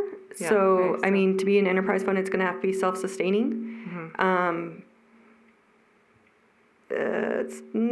That's decisions. Right, but budgetarily, do you see that as being self-sustaining or not? It's getting closer and closer. It's doing better. It's doing things to be more fiscally responsible and bring in more revenue. In the future, I don't want to say yes, but possibly. They're doing things that are improving. Every year, and I'm amazed at the rounds of golf they've done this year. Like, they're definitely making strides to whether, do we want to charge to be an enterprise fund? It would be the question. Right. Because if you just look at operational expenses, I think it's fairly close. But when you add in the capital improvement and all those huge expenses that we have that we're pushing off because we don't have the money for those things, like replacing all of the sprinkler system, for example, those are kind of things that have to be considered. And so back onto the verb, when it's being moved out, it's like, who's making those decisions? Well, at that point? VERF has a fleet advisory committee, so the Parks and Rec would be a part of that to explain what's needed, and it would still be, I think it makes more sense to be in VERF, because on top of just Parks and Rec saying we need new golf carts, they would actually, there'd be a committee going, you're right, you need new golf carts, or we need to, and managing the contract as well, because that'd be, our purchasing manager is over VERF. So right, but this is all staff-led versus, we have our community commissions and committees that wouldn't be involved in that process once it's moved to verb, correct? It'd be the same as if it went to council or CIP. I'm not sure. I'm missing some. The contract would come to council. Oh, yeah, right, the final improvement would, but the decision-making on, so for instance, like our utility, right? Our utility advisory committee is going through and saying, is this justifiable or not? Do we have the expenses for that or not? Is it separate from staff? And I'm saying for the same for the golf courses. I do not have enough information on the Parks and Rec committee to know exactly what they do.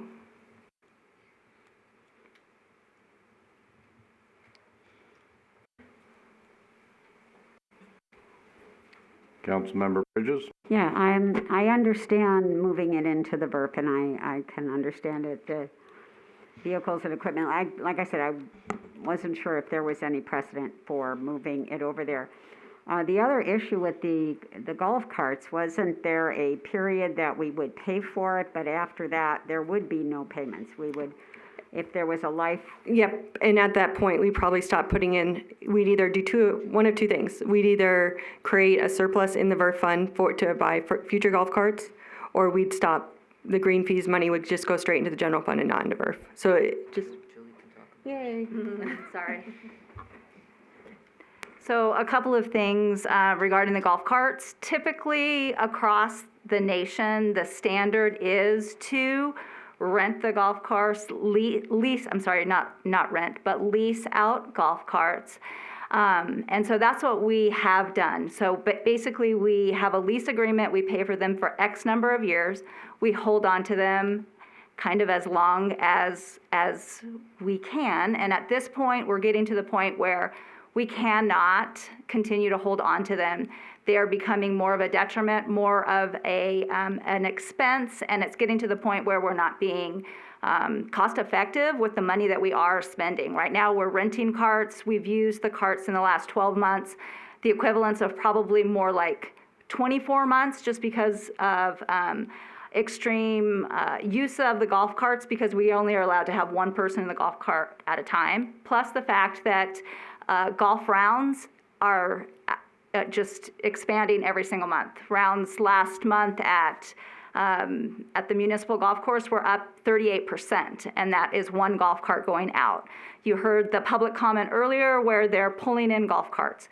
I don't think anybody can question the fact that we need new golf carts. Well, I appreciate that. I'm not sure, though, that that's the nature of the discussion that I've brought up. The nature of the discussion that I've brought up is not the condition of the carts. It's understood that carts are going to wear out after a period of time. The discussion that I brought up is where is it reflected that this money is being paid for? Because those carts are rented each time a golfer goes out on the golf course, and then every once in a while, we get a huge bill to the general fund to say, we need new golf carts. And the money that was generated out of the rental of those carts, it's gone. It's somewhere else. And because you had mentioned that, they have set up an additional revenue fund where they are, correct me if I'm wrong, where they are going to actually capture that. And we can do that within the golf course fund. We don't need to put it over in the vehicle equipment replacement fund. Okay, so then going back to leases, which you were asking about leases, a lot of people also will just have them in their operating expense. We have always included it as a CIP because the definition of a CIP item is that it's something that improves the asset over the longevity of the asset. So the asset in this case would be the golf course. The golf course is a city asset, a Boulder City asset, of which we are very fortunate in Boulder City to have such a nice asset, and not only have one, but have two. So it's a capital expense, which your O&M typically is not covered on your capital expenses. That's why it's a capital expense. Now, council could, some people do, just have an annual expense in their O&M. Let's say it's $170,000 that is a line item for golf carts. Every year you pay the $175,000, you just have a rotating lease. You never own that product. It's not considered an asset. It's considered an operating expense. We could go that route. Obviously, that increases what our overall O&M is.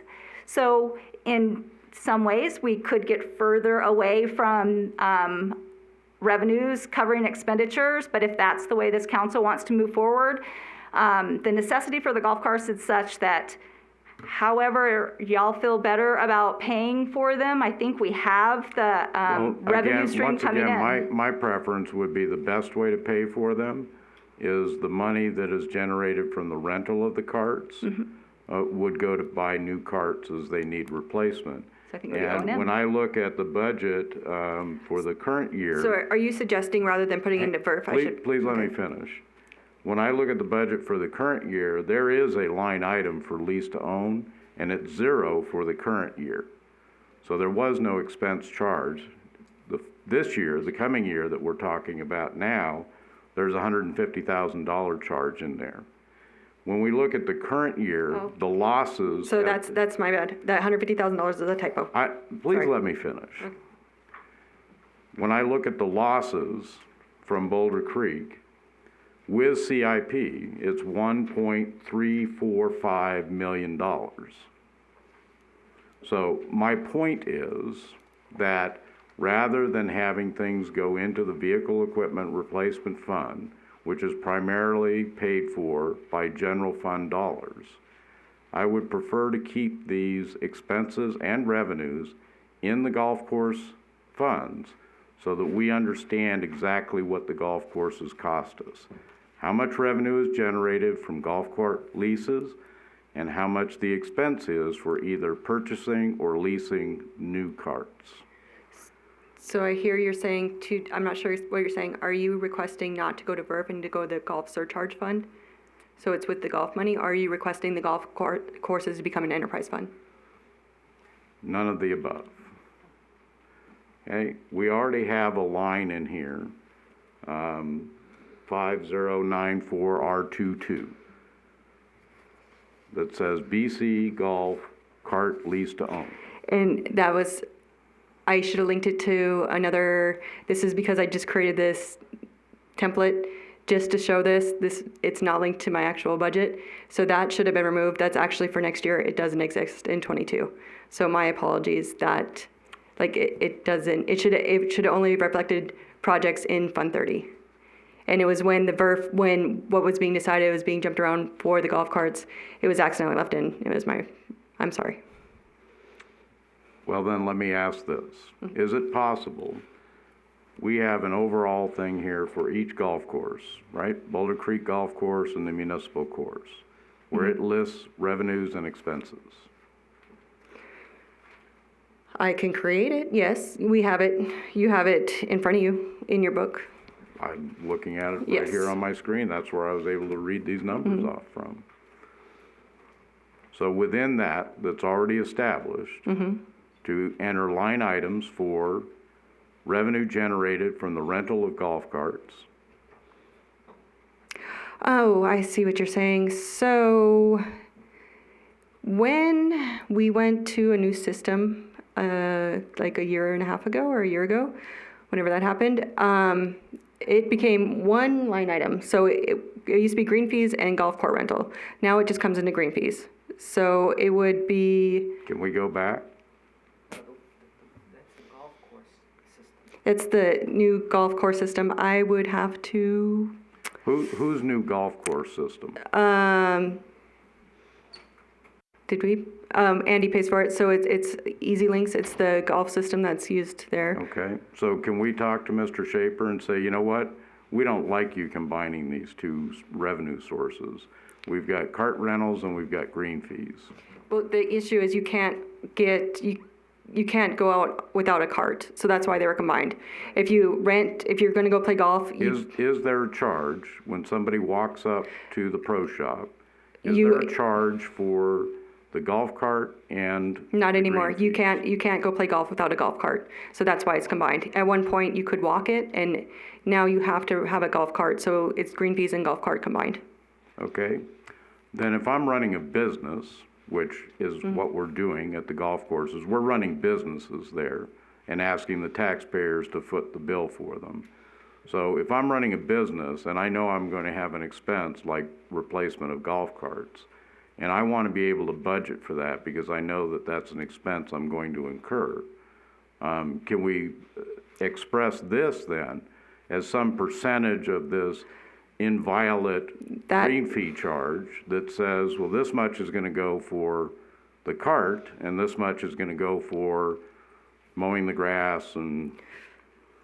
I'm with you, but my whole reasoning for moving some of the green fees money to VERF was the portion that was the cart rental. So the cart rental would be paying for... So you've already done that. You're way ahead of me. Yeah. But we can leave that in the golf course fund. So you're thinking to keep it in the surcharge fund or in the general fund? Well, I don't know where surcharge comes from. So because we're surcharge talking- is a fee. It's like $1.50 or whatever. I don't know what the fee is exactly. Per round of golf that's charged every player, and it goes to a surcharge fund. So we have a surcharge fund set up just Okay. for each golf course And why are we surcharging golfers?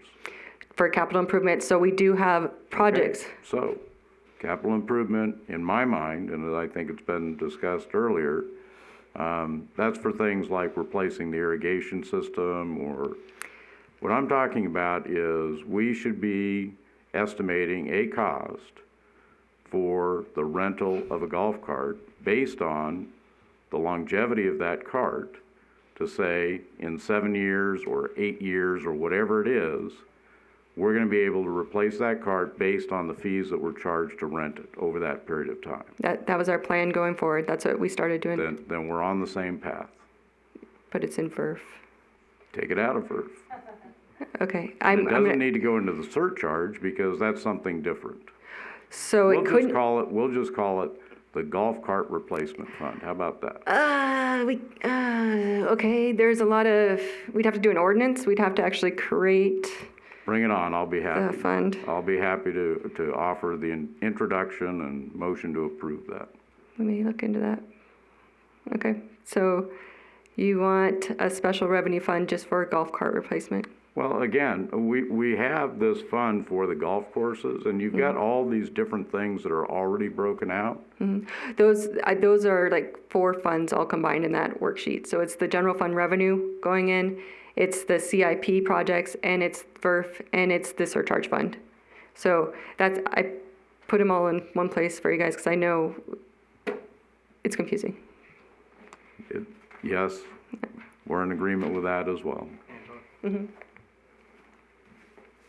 Mayor, for the record, Michael Mays, Acting City Manager and Community Development Director. I think what I hear the council saying is you're looking to be able to see on one sheet for each of the golf courses the revenue and expenditures, and to separate out the funds that are collected for the carts being represented on an annual basis and what's being spent for payment of those carts. And I guess my question to finance is, can we, despite the software that's being utilized by the operator, despite what we have currently in this form, can we simply separate that out so the council can see that? And does that accomplish what you're looking for? So that you can do golf course by golf course comparison, funds coming in, funds being spent on the rental of those golf carts. Well, and just as we did earlier with adjusting the fees for EMS responses, you know, at some point we have to look at, well, here are our expenses and here are our revenues, and how do those match up? That's what I'm asking for, is to be able to see what it is that is being generated and what portion of that would need to go to these golf cart rentals so that when they wear out, they can be replaced at an appropriate time. And then we know how much also is left over from the payment of that green fee for the operation of the golf course. I mean, that's how golf courses get paid for. That's how they continue to function, as people pay to use them. And so right now, we have a portion of the funds from the green fees that is going toward, well, in the VERF or whether it's shown here, that is being separated. And so you just want a way to be able to see that easily. Well, I don't want it to go into the VERF. Right. Because my concern about the VERF is that's primarily funded with general fund for vehicles and equipment that actually support the operations of the city. And I don't think it's proper to mix the two of those. So I think there's a simple way to address this so it satisfies what the council is looking for, to be able to see for each golf course what's going in and what's coming out as it relates to the carts. Yes. That's what I'm asking for. I think we've got concurrence from finance, and we can reflect that in the budget. All right, let me put that in the form of a motion then, that we will have a breakdown within reporting of each golf course for a golf cart fee rental revenue and for a course operations budget.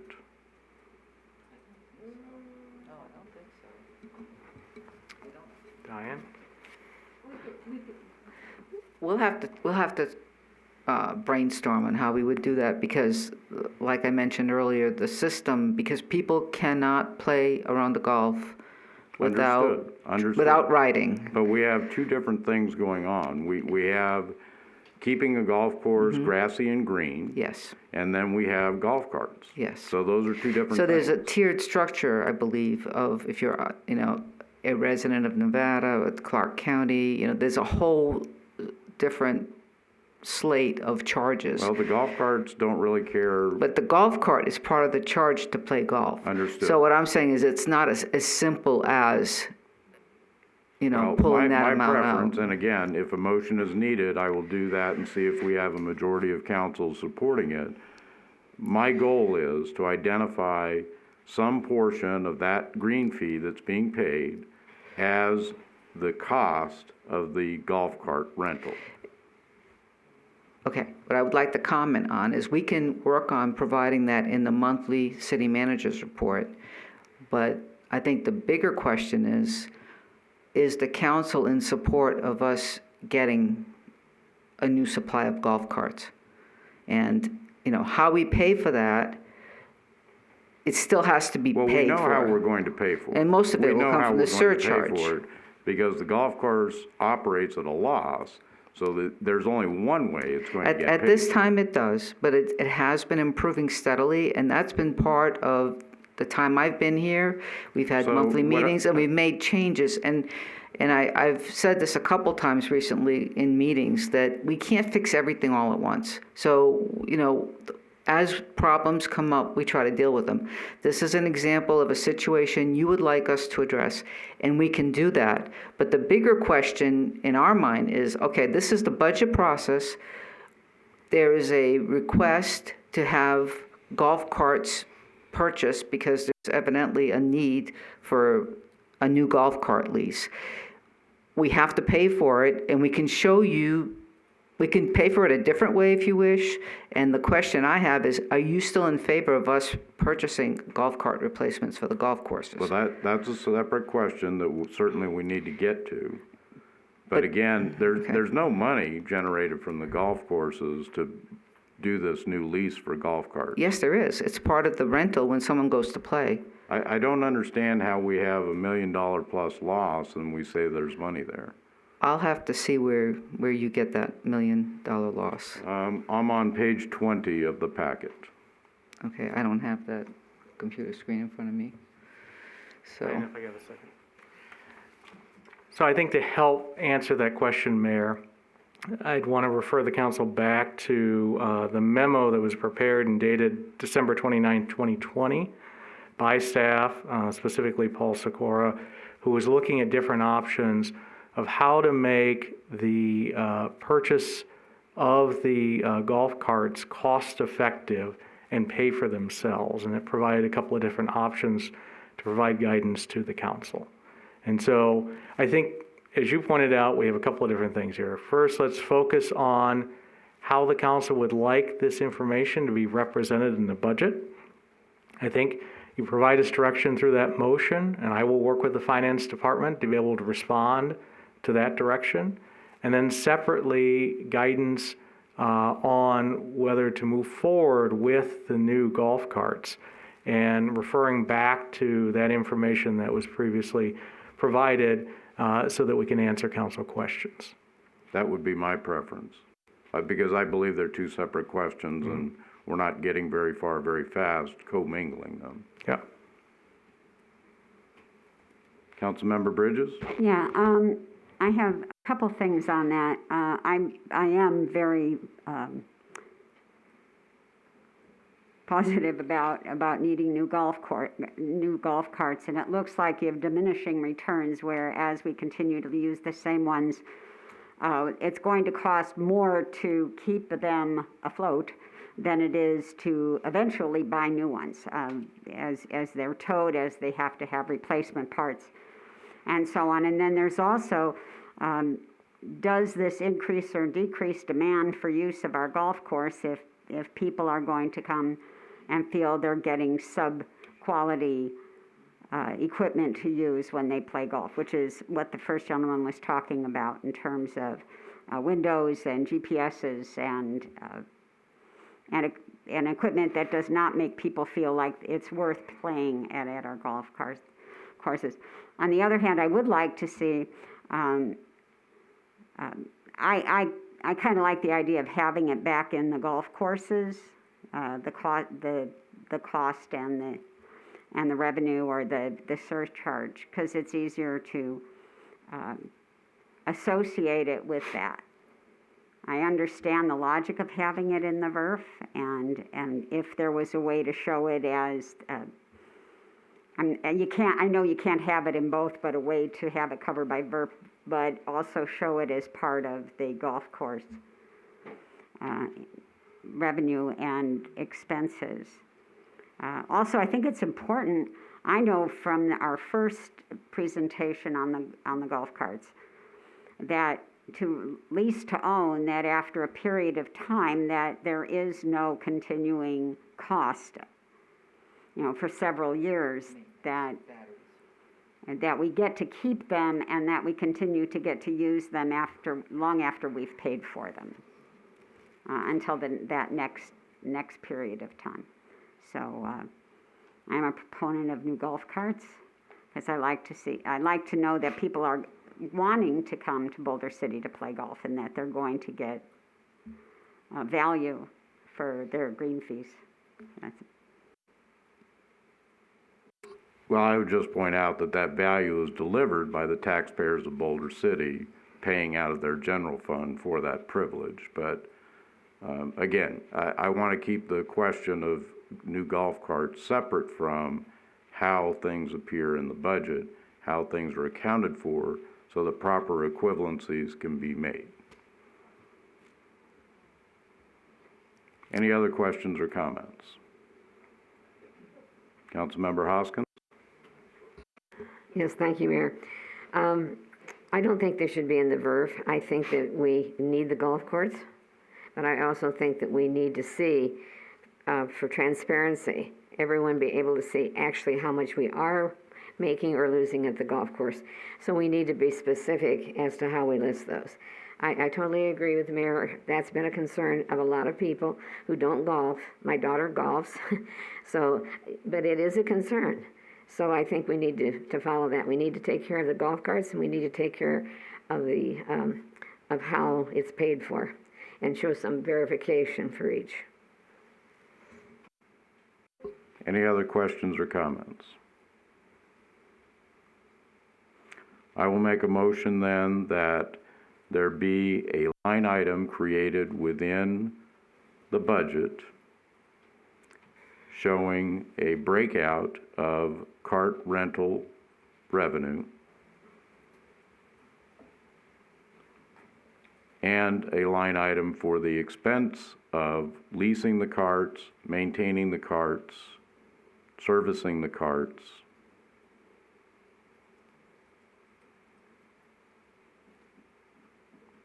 Is that sufficient?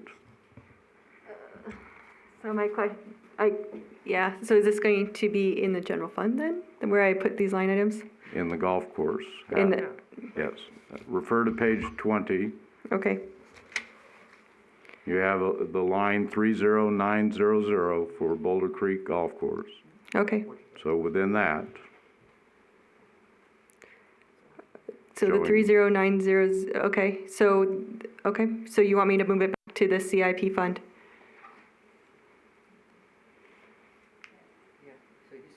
Move it back to, yep, so move it back to Fund 30. You want special projects, okay.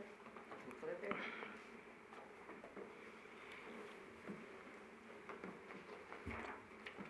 We have a second for the motion. I'll second. All those in favor? Aye. Any opposed? Thank you. Thank you. Any other, again, we're at a point where I know Mrs. Mannanen would like to move on to the enterprise funds or proprietary funds. Any other questions regarding the general funds?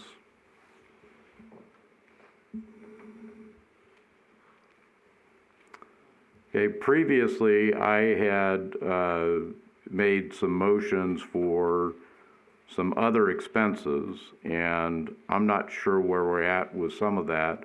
One of the things I had discussed is at some point the city may be confronted with the fact that our land leases will be up and not renewed. And that's a concern to me that down the road, as these revenues come to support more and more of the operations of the city, that they go away. To create a fund that would be funded slowly, but over a long period of time to replace any lost revenue that may occur from those leases. And I have received a response that in NRS 354, something like that may not fit within NRS 354. Yeah, because it already exists with the Revenue Stabilization Fund. So you'd be creating the same fund that's already has a cap of only 10% of the general fund expenses. So are we able to increase that cap? Nope, that's an NRS requirement. Okay, are we able to create a fund that says? It'd be very hard to get approved by the state that if it's the exact same purpose, which is putting aside funding for lost revenue in the future is the exact same as our Revenue Stabilization Fund. Madam City Attorney, have you had an opportunity to look into this? No, Mayor. Thank you. My concern is, and if this is something, then we need to go to the legislature and say, you know what? We finance our city government differently than most anyone else does, which we do. Right? I mean, I don't know of any other city or county in the state of Nevada that leases the land like we do here as a revenue generator. You know, possibly one of the counties where mining occurs, but they're taxing the mining. They're not leasing that land. They're getting tax revenue out of the operations of the mines that exist there. So we're in a situation where we have revenue that continues to increase each year, or at least has fairly regularly.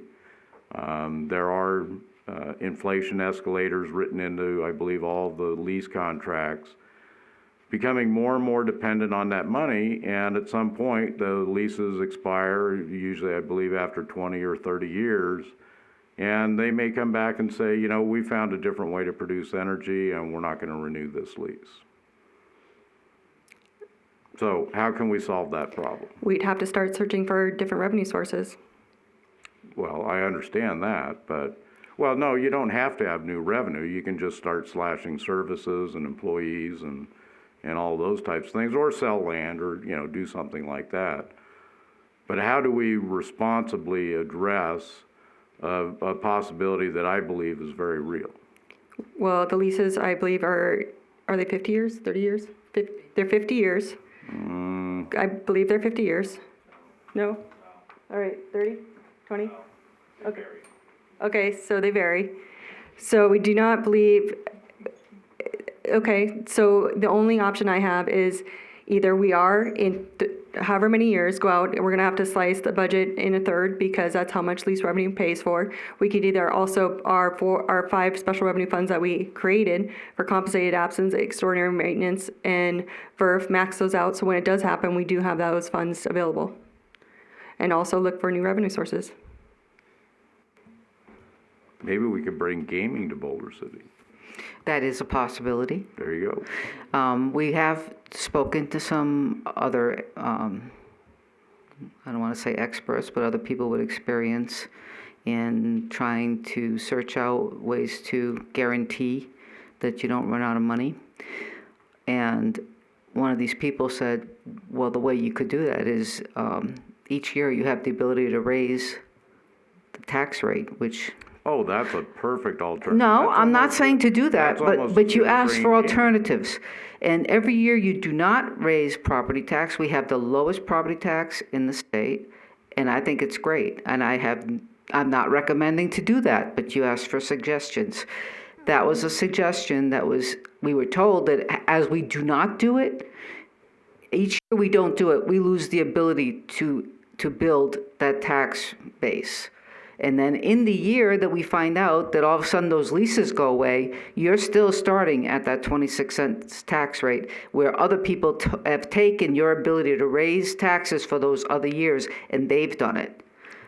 So I'm just throwing that out there as if you're serious about the fear of someday losing the solar lease revenues, and what are some of the ways you would deal with it, that would be something you would consider. I'm not recommending that, but you threw the question out. So in some of our discussions, that was told to us that, you know, you're not always doing your community a service by not looking at that each year. Well, we know. Mayor, I'd be happy to further review NRS Chapter 354, and we can I can work with finance staff to further explore the issue and possible solutions to bring back to council. Thank you. And we know as well with the way the property tax is structured here in Nevada, that depreciation actually sends the value of the home down each year, even though it may be appreciating on the market. So to say, well, we'll look at property taxes, not an acceptable alternative to me. I don't believe that's what we should be looking at, because again, we've got that depreciation built into the way property taxes work here in Nevada. So I don't see that. I certainly don't see bringing gaming to Boulder City. So since we are getting revenue increases each year, I think the more responsible thing to do is to find a way to take some piece of that money and put it aside and say, we're going to have this fund here that when those leases stop producing, if and when they stop producing, there's going to be some savings there to be able to get through that and then decide how to handle things. I would recommend we max out our current 5 revenue stabilization funds. So what would we need to do to increase, well, you say the rate stabilization fund is already at its maximum? Revenue stabilization, yes, it is. It's very close. We're not putting any additional funding in it this year because it's still getting the 1% of the lease revenues, which is $180,000 a year. So that'll probably be at its maximum by next year. All right, so the other alternatives we have, the extraordinary. Well, yep, all those, like when we did add another 500,000 into them earlier in this meeting. So we have 7.5 million worth of general fund dollars that if we wanted to, we could increase to one of those funds or the other 4. The way I would prefer to see it set up is, again, we do have a new lease that is expecting to begin producing within the fiscal year that's coming up. Yes. To take a portion of that money.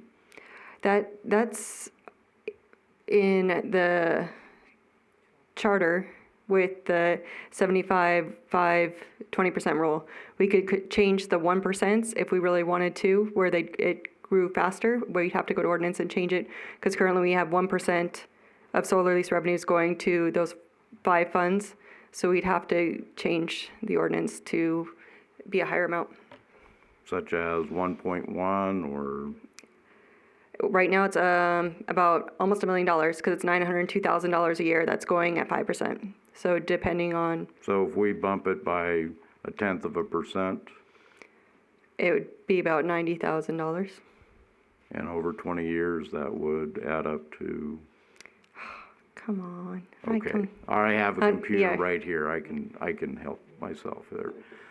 Again, what I'm looking at is doing something incremental at this time so that over 20 years, if something like that were to happen, there would be a cushion there. That'd be my suggested cushion is the special revenue funds we've already created, unless we find another need for a specific expense that we're incurring. Loss of revenue? Well, we already have that one.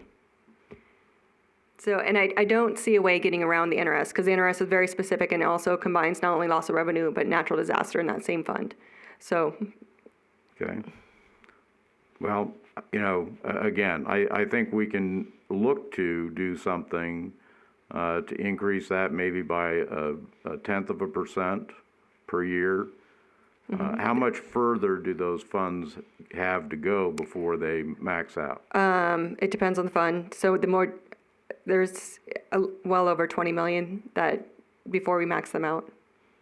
So we have a ways to go. Yep. Okay. Councilmember Adams? Just a simple question. Do you know the reasoning, what the legislature's thinking was on creating that cap where they put it? What why wouldn't they want people to be able to save more? If you don't have that answer, maybe it's something worth reviewing, why the legislation went that direction when reviewing that, just so that we have an understanding. I think the belief is that if you're able to save money, you're taxing too much. So the answer isn't to save money, the answer is to lower taxes. And then when the bottom falls out of the leases, then you can raise taxes. And maybe it'll be at a bad time or a good time. Councilmember Bridges?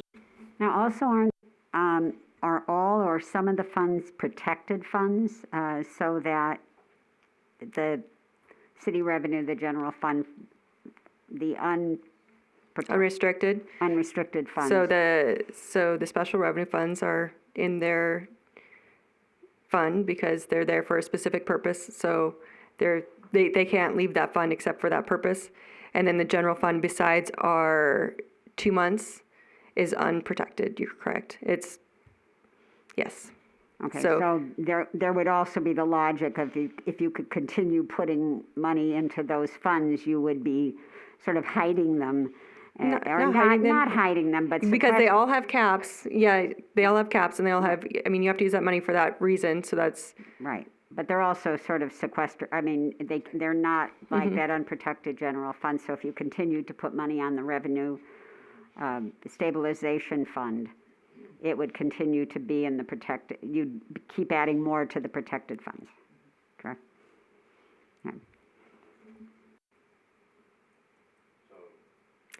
So that would be an ordinance I would have to bring back to make that change. Well, but we can do motions giving direction. That's what this meeting is about. So I would make a motion then that we determine the increase of solar lease or land lease funds to the established reserve funds by 0.1%.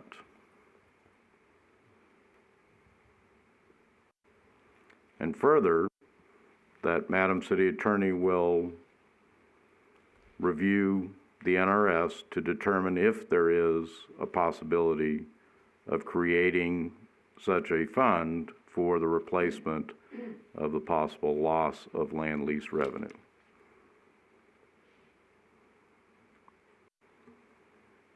Anyone wishing to second? I'll second. All those in favor? Aye. Any opposed?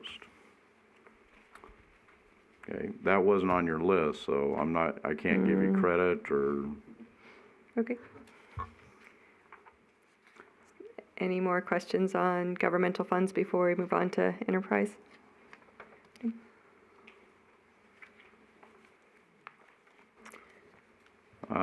Are we discussing RDA funds at this time? No, well, you can, but the CIP portion's going to be with Keegan and Carol for number 3.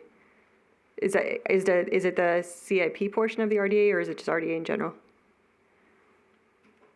I guess it would be RDA in general. Okay. Setting up a fund within the RDA for the purchase of historical assets. You could set up a reserve. You don't put a fund in a fund. Like, it'd be putting A sub-fund within a fund. sort of. It'd be a reserve, or like either a reserve or a project. So if you could either put it in the CIP plan where we have so much money set aside, or we could create a reserve. A reserve would have to go to I believe it needs an ordinance though. And then we'd also have to look into RDA and make sure that it didn't, whatever we created did not go against. Conflict with the existing. Yes. So I'm not saying it's impossible. I'm saying we have to look deeper. But we can make a motion to ask for that, right? Yes. What are you asking for? Or I will find out in a second. Okay. So, in further explanation, there may be at times something within the historic district that comes up as available. and may be of such significance that the city might want to contribute to or make a purchase of, such as the hotel. When the hotel had gotten into be very poor condition, my understanding is that the city contributed a significant amount of money towards the nonprofit that purchased the property and began the restoration and preservation of it. So within the RDA, within the historic district, to set up a fund that would be available for activities like that in the future. I would recommend it being a project instead of a fund. Just because. A portion of the RDA, and then the legal, whatever you need to do, was that, if I'm going to formulate a motion, and then we'll let the research happen on the legalities of it, we'll just say a portion of the RDA, portion of the RDA revenue. Okay. Okay. Any questions from council as far as what I'm attempting to do with this motion? I have a question. Councilmember Hoskins? All right, I would ask if you give us a little bit about the RDA and how it works and if this could be done. If we're under, I know it's certain regulations that we're under, I'm not quite sure. Yeah. And maybe the mayor knows the answer to this too. I'm happy to kind of explain the purpose of the RDA and the ability to create this fund to accomplish the mayor's objectives. So, and remember, right now, we're only going to call it a portion of the RDA. Correct.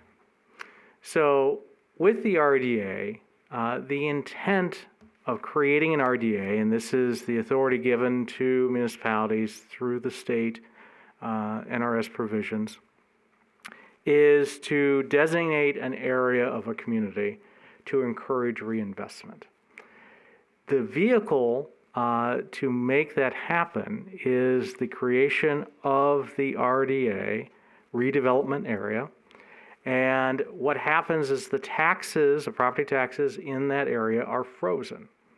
And they're frozen for 30 years for all the other taxing bodies. As property values increase and the increments increase, this money is pooled together. And the RDA agency, the city council is the RDA, determines how those funds will be utilized to accomplish the overall goal, which is reinvestment in that area. And so these funds, and again, going back to NRS, there's certain types of funds and projects that can be approved, but it goes back to the overall objective, encouraging reinvestment. So over the life of Boulder City's RDA, which was established in 1999, there have been grants given to businesses to encourage reinvestment for their properties.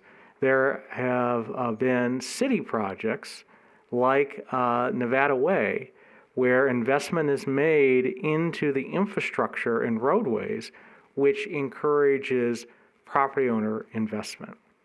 So this could be a designated fund within the RDA. Money is collected through the council's approval of the budget on an annual basis that could be used for the acquisition of a property in the future. And that is an eligible item for RDA funds.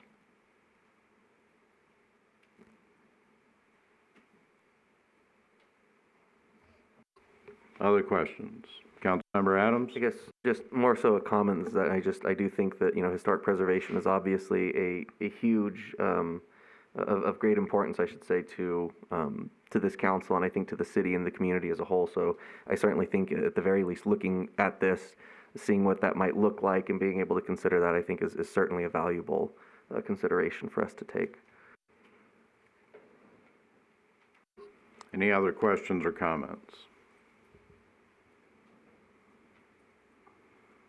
All right, then I would make a motion to determine the feasibility or the possibility of a portion, 10% of the annual RDA revenue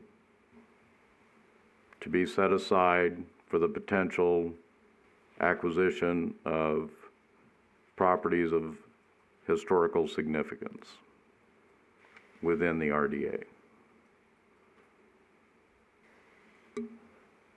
I will second that motion. All those in favor? Aye. Aye. Any opposed? Thank you for the explanation, Mr. Mays.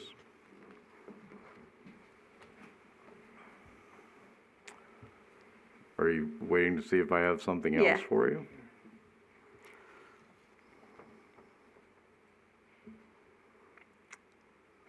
I think that covers it for the For- general fund. All right, Thank you. thanks.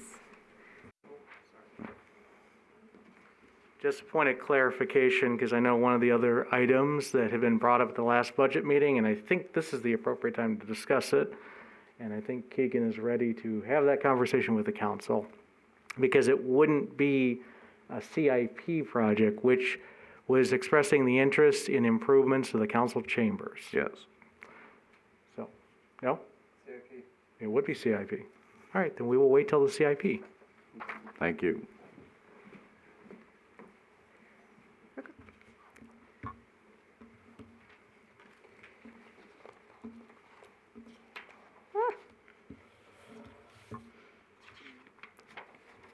Okay.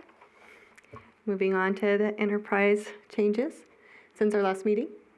So again, today's goals for today are discuss changes that happened since February 10th and to request direction on the operations budget from the council. So really, there's been no changes very minimal changes in the enterprise funds.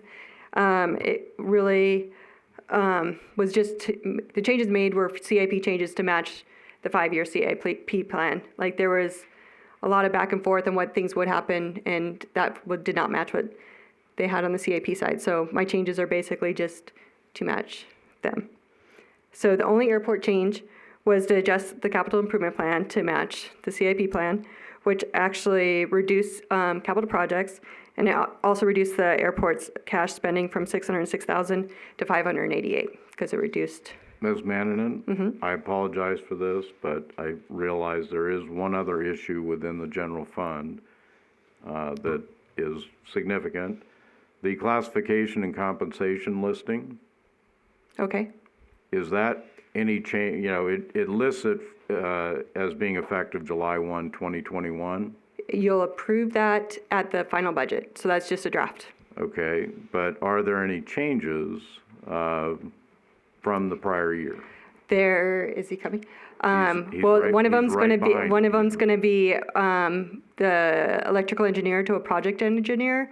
We also, I can't remember who we added, do you remember? We added the building official. And I believe that's it.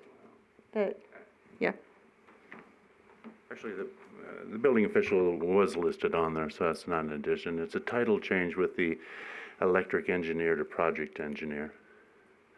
And then, of course, the salaries based on previous resolutions are increased. Okay, increased by what amount? For the bulk of the employees, it's 2.75, and then for the police and fire, it's 2.25. And I believe this is the last year of the contract that led to these prior ordinances? Yes, sir. July 1st will be the last compensation increase, and those contracts will expire in June of '22. So this was these were 5-year agreements. Yes, sir. So this July will begin the 5th of the 5-year agreements. Yes, sir. And it does reflect the percent increases that were in those contracts. Yes, sir. All right. Again, just want to make sure we understand what that document represents within the budget.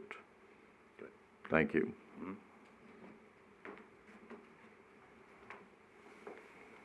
that was the only one? Well, it's an important one, you know. Just making sure. It's how much you get paid, right? I appreciate it. Okay. Can you guys hear me? Okay. Okay, and so that was the only change in airport. So utility changes since February 10th. Again, we added back a project I think will probably be pushed out in item number 3. So we added $500,000 back into the electrical CIP. The total increase on the electrical budget was $123,000. We realized we weren't budgeting for standby time, and the reason this wasn't caught before is because the electrical department hasn't been full staff in a long time. But if they were to be full staff, we would have gone over budget because we wouldn't have had money in there for standby time. Okay, so proposals for council's consideration. Currently, the budget reflects the 3% reduction in electrical revenues, and also the water funds reduced by the $10 service fee. So if there was going to be different changes than that or larger changes, any cuts larger than that, I would appreciate to know now because it would change the entire budget. Any questions or comments regarding, what do you want to call them, the rate fees Rate decreases. within the utility fund? Mm-hmm.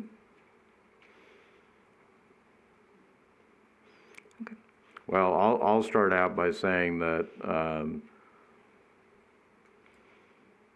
these reductions are the result of recommendations that we heard last night from the Utility Advisory Committee, which are in turn based on a rate study that was recently done. So these are recommendations that are coming to council from the Utility Advisory Committee. Is that correct? I believe so. Okay. Yes. And Any these, other- sorry. Go ahead. And these are currently reflected in the budget, and then we would bring these to resolution during the final budget adoption as well. Okay.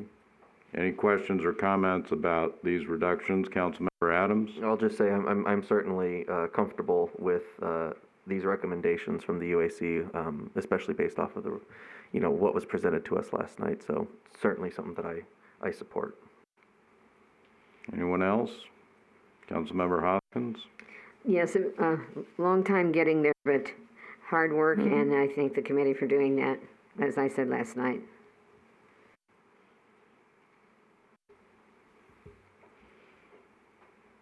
Okay. Are we going to discuss things with the CIP within the utility fund, or? With Keegan, so the next Okay. item you will. All right. And so again, whatever you guys determine with Keegan, I will change the budget accordingly. So whatever projects you guys keep or move or.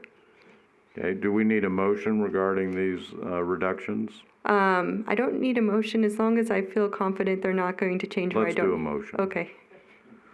I will move that we adopt the 3% decrease in electric charges and the 10% or $10 decrease in the water connection service fee as recommended. I'll second that motion. All those in favor? Aye. Opposed? Okay, thank you. Thank you. And so the only other change is reclassification of the electrical engineer to the project engineer. So there's no cost change. The salary is the same. It's just different job specs. So as long as you guys are okay with that, that was a change in the class and compensation. Okay. Any questions, comments about those classification changes?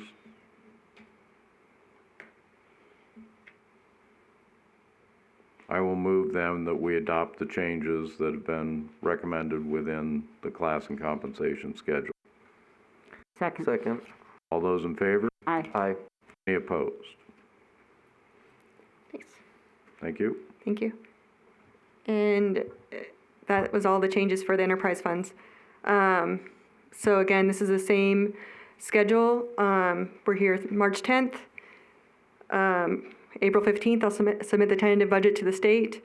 If we need the tentative meeting on 4/28, we'll all meet together. If there's only a couple items, we could bring it to the council meeting. And then on 5/25, on May 25th, we'll meet at the council meeting for final approval. So we will have a council meeting, do you know which day the first in April is? The first one in April, I know the second one's the 27th, so the 13th. And you'll be submitting the budget to the state on the 15th? So that's the tentative budget. That's not the one you need to approve. So the tentative budget is basically everything we've gone over today. The final budget is the one you need to approve on the 25th. So the tentative budget is just basically letting the state know we have a plan and that it's not final. And we have a possible budget meeting scheduled for, April 28th, if needed. if needed. So I think we can decide that after item 3. Okay, we'll wait. Okay. Any questions before I pass it over to? Questions or comments? Mr. Littrow, you're on deck. Good afternoon, Mayor and council members. Keegan Littrell, Public Works Director, for the record. Ms. Lellis, our CIP coordinator, is going to get up to discuss some of the changes that we've made since getting direction at the last meeting. And then I'll come back up and discuss some of the projects that I've heard mentioned by council and other ideas that we've had. And then I'll be looking for some feedback or direction on anything you guys want to add or take out or move. So hoping to make some good progress. Thank you. Ms. Lellis? Hello, Carol Lellis, CIP Coordinator. And the changes reflected from our meeting on December 1st was to remove from the parks the Part 20110 City Park Security Camera Monitoring System. And that was removed completely because the cameras are included in the police project for the citywide system. And the second point was to move the golf courses to VERF, or golf carts in the golf courses to VERF, which, based on prior discussion, they'll be moving back. I believe we've spent sufficient time on that. Yep. So I won't go any further into that. Thank you. And those are the only 2 changes from that meeting on December 1st, and we will be asking for direction today for additional changes. And where did Keegan just go? Oh. Wow. So the next, did he really? Wow. Okay. I'm already done. What? She's very efficient, you know. I guess. Caught me off guard. I'm glad I didn't go downstairs. So the first item there is requesting previously approved VERF items. There is from fiscal year 19 and 20. As we went through last budget year, we put a number of items on hold just because we didn't know what the revenue was going to be. But there is the fire department rescue vehicle that's on there. And then from FY 2021, there's the purchase of 2 new landscape vehicles, the upfit of 1 vehicle, meaning they'll put a service body on it, a lift gate, making it so they can actually use it for what it's intended for.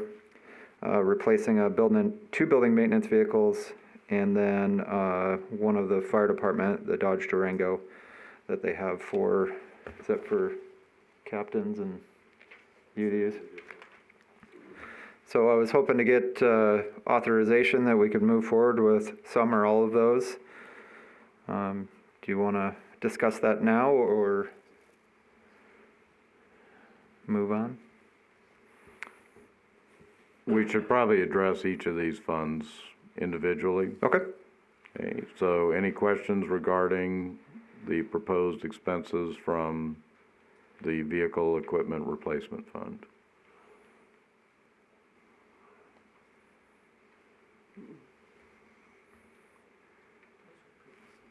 Yeah.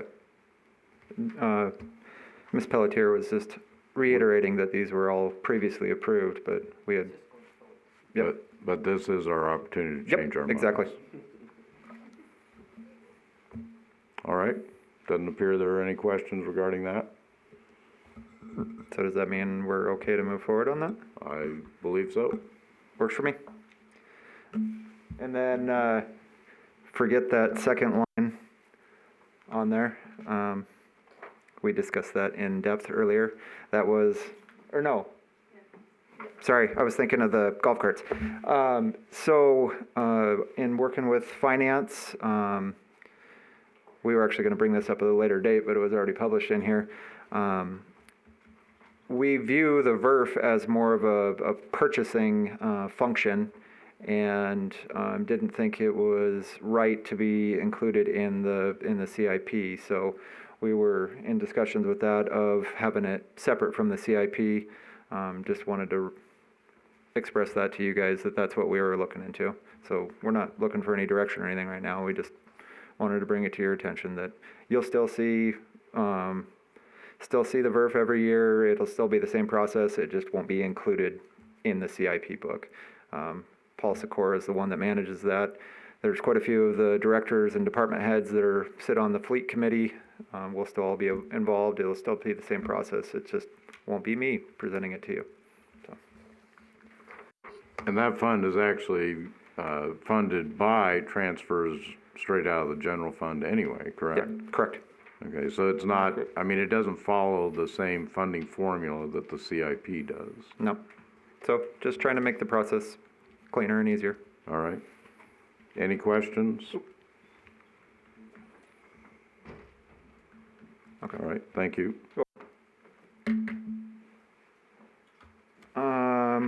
So I would like to ask if, this is probably something we can discuss later, but would like to, if everybody's comfortable with it, seeking tentative approval of the CIP.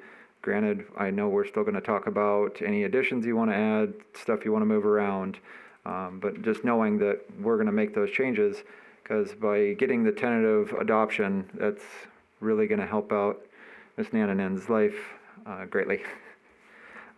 So we can come back to that.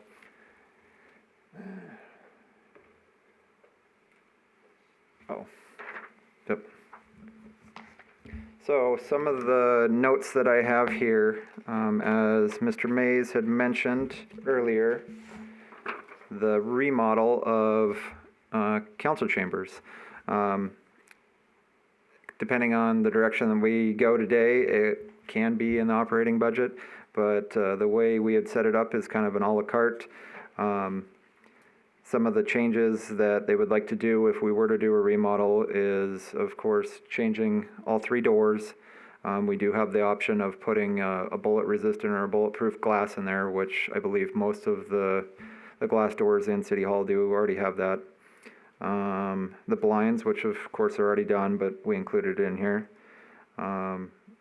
Basically pulling down all the wood paneling, retexturing, because we don't know what it looks behind there. And some of the walls will need to be furred out. Either we can go straight up from where the wood paneling is, so you see the lip up there, we'd have to adjust for that. So some texture or some studs and drywall. One option would be to replace the carpet up there. We feel that this carpet's fine down here, but maybe putting a nicer hardwood floor up there. Then I don't know about you, but the I can't really call it baseboard, but it's carpet that's wrapped around. It's probably one of the first times I've seen carpet used as baseboard, but that would be another item on there. Updating the ceiling tiles, updating the signage and the artwork. Like the wood sign in the back could brought up to maybe the 19th century or 20th century. Of course, updating the lights to something that's more energy efficient with LED, and then we put kind of a contingency for any maybe electrical needs or moving outlets around. So if we were to include all of that with the bulletproof or bullet resistant glass, that would be $51,000. If there's some items we want to remove out, that's where it kind of gets tricky and might go back into Angela's hands. So if we get below the $25,000. also we were wondering if we want to put access control on the 2 interior doors, but that's something that we can discuss at our next security meeting, and then we can present that if we come up with that determination. So was there any items in there that I discussed that sound great, don't sound great? Questions or comments? Councilmember Folda? Thank you, Mayor. My biggest concern with this room is the access to handicap accessibility. I actually think it would be better to have the stand for the council on the other side of the room so that handicap access can be entered from this door where there is accessibility. In the past, when someone comes in, they have to come through and we have to move chairs and things for that to be accessed. And I think the orientation of the room being changed would allow people to come in and access the building much easier. Yep. And I think that would allow more seating as well, because this side of the room is much wider. Councilmember Adams? No, I absolutely agree. I think, whatever, whether it's moving this over here, but I think increasing accessibility should be a priority. And it'll be a sword I'm willing to fall on. I like the wood paneling. I know I already see shaking heads. It's something I'm used to hearing. I get it from a lot of people, but I don't know. There's something about it. There's a homey kind of feel to it. It's, that's just me. So that's something I'm going to fight to keep in there. But of course, I'm just one person. It might be coming back in style. We'll ask him to be careful and you can salvage it or something. He did suggest wood paneling on the floor, so there you go. We can auction it off for you. Councilmember Bridges? Having grown up in a house with a den with wood paneling, I think I had enough wood paneling by the time I was 12. But I do like the idea of moving the dais over to the other side so that there could be access, ADA access, and also to change the carpeting situation, especially the baseboards. And I do appreciate this very much now that the sun is shining in on this side.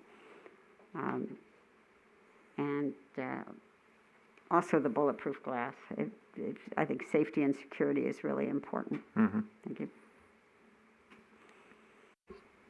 Any other questions or comments?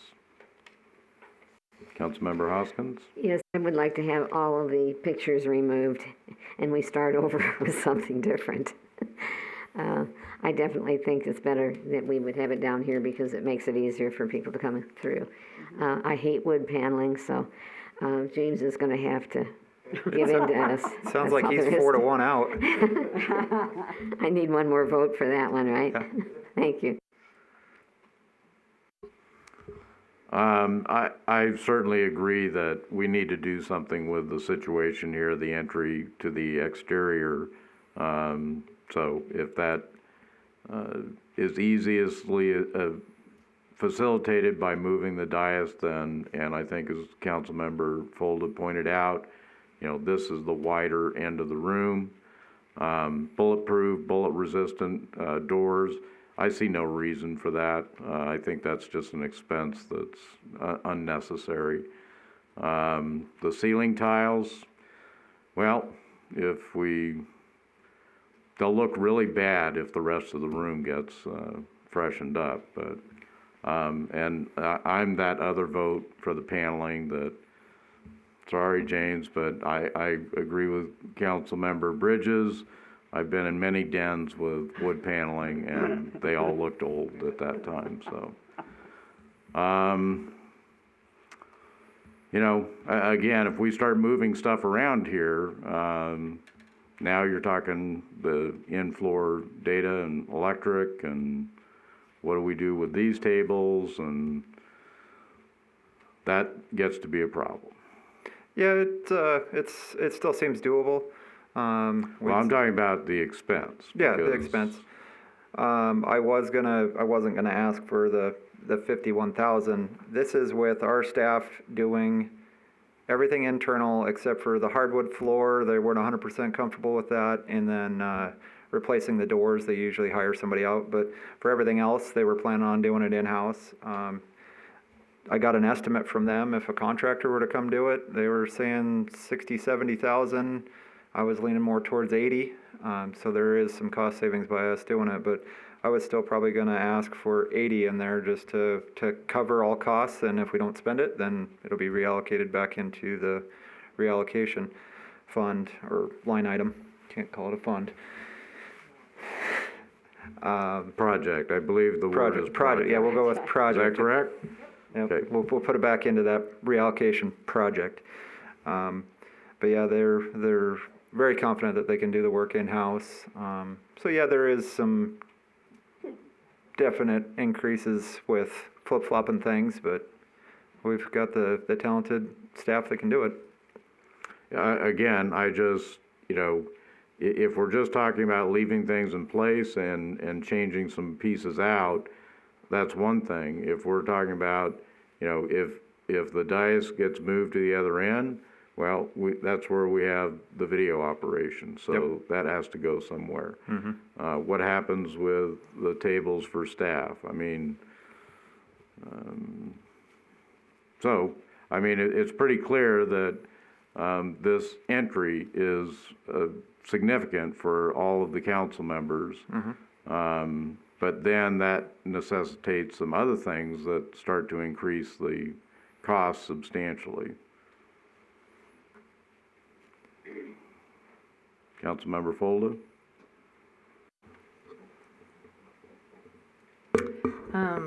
I would say, to me, access is most important. And I would be fine with not changing the roof tiles or the doors at this time.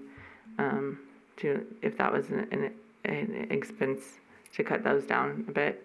I mean, I'm fine with just painting the wood paneling at this point, but James.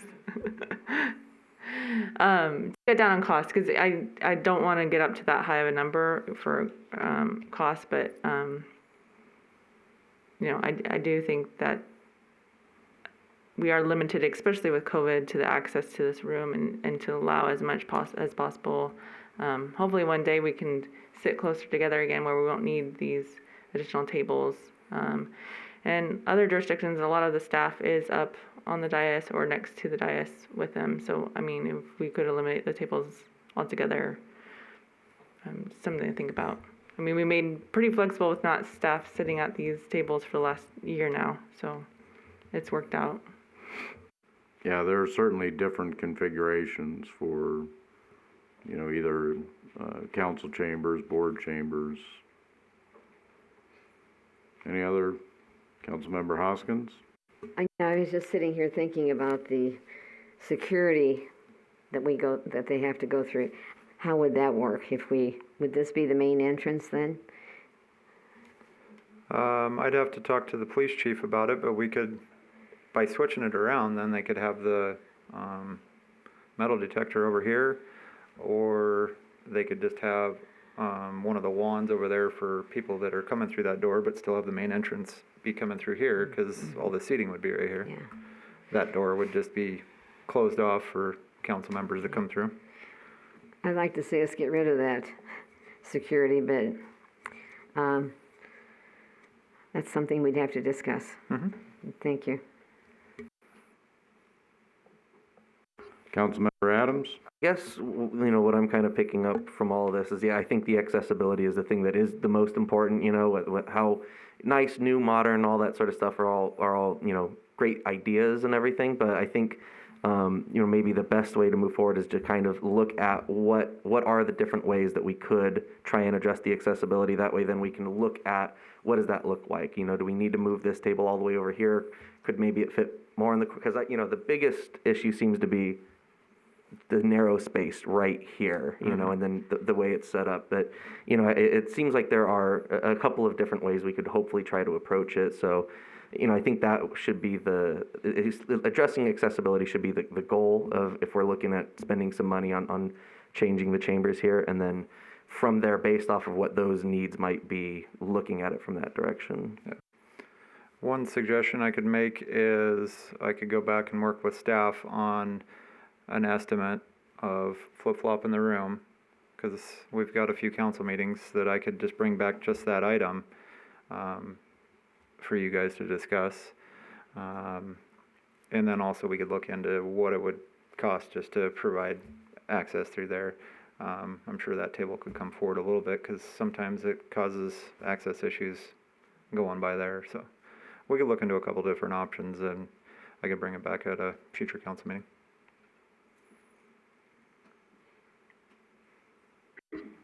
Any other questions or comments?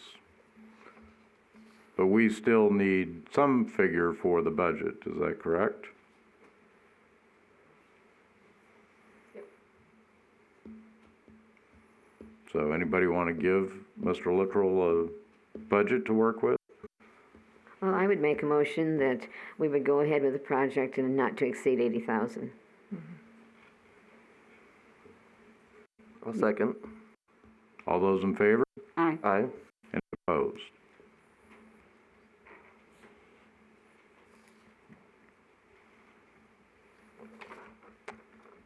The next item I have on my list is, there were 3 items in the RDA that we had talked earlier about removing.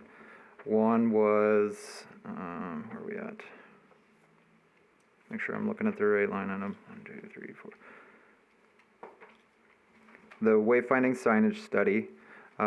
Years ago, I think it was Mr. Armentrout that had put together a wayfinding study. In talking with Mr. Mays, we were wanting to do one for more, you were saying more for the city's historic features, correct? Is that it?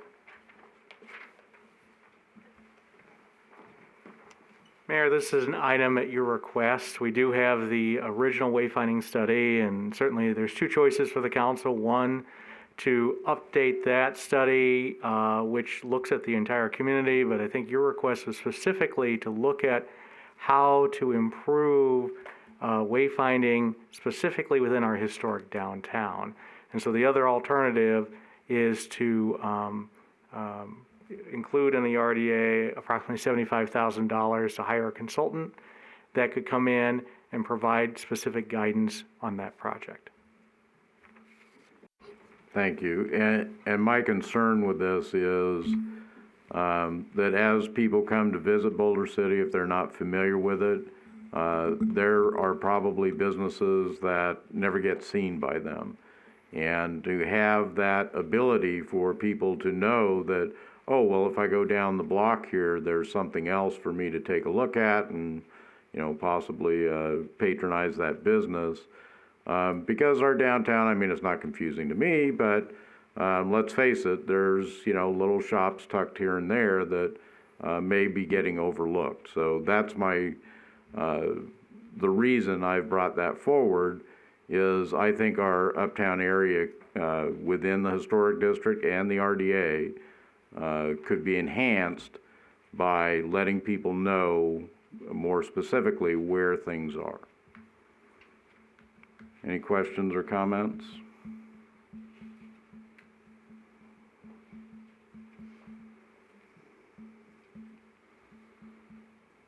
Okay. So the second item was, it's no longer needed because it's below the CIP threshold, but that was for the gateway signage coming into town, celebrating Home of the Eagles. We're still working on that. Mayor, you graciously put some money in the streets budget for the 2 community signs for the local businesses, nonprofits, and then this would also include this gateway signage, so that one's no longer needed. And then the third one is we were talking about contributing to the linear park for the Railroad Museum for $200,000 to get it to basically a 25% design. So if you guys would like to move forward with the $75,000 for wayfinding and the Railroad Museum Linear Park, Angela can put that back in. any questions or comments? And again, this is specific to the RDA. Correct. Councilmember Folden? Yeah, so when we're on RDA, we had also contributed a grant pilot grant program for small business loan.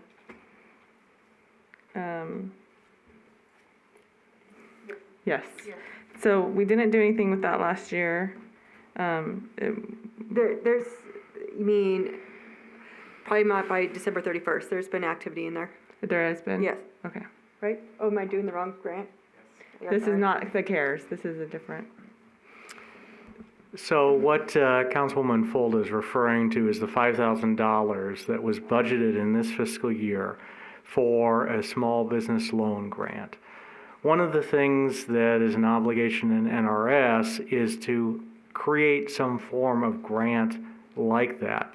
Our Economic Development Coordinator, Rafi Fasekjan, has been working on developing guidelines to present to the council.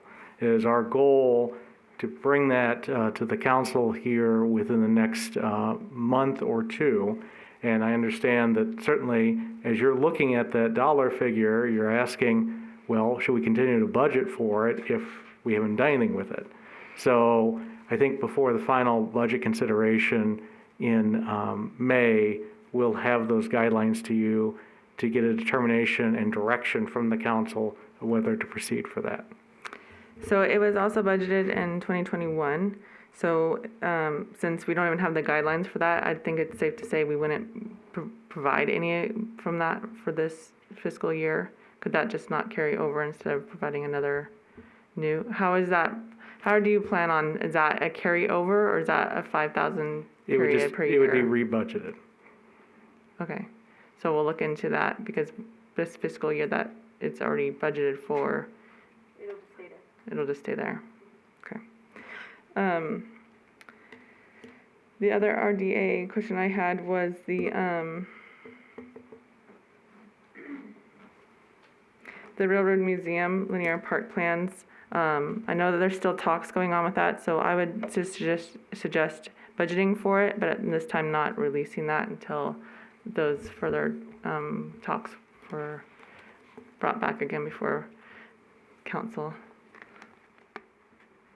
And certainly giving us guidance to put it in there, and you certainly have the opportunity before the final budget to make those changes. Any other questions or comments regarding the RDA? Councilmember Adams? No, just following up with Member Folda, I think budgeting for it, and then, seeing how, what that's looking like. I think that sounds like a responsible way to go. It doesn't necessarily mean we have to go that direction, but it gives us, as more information becomes available, if that's something we want to look at, it's been budgeted for. So I think that's the appropriate step.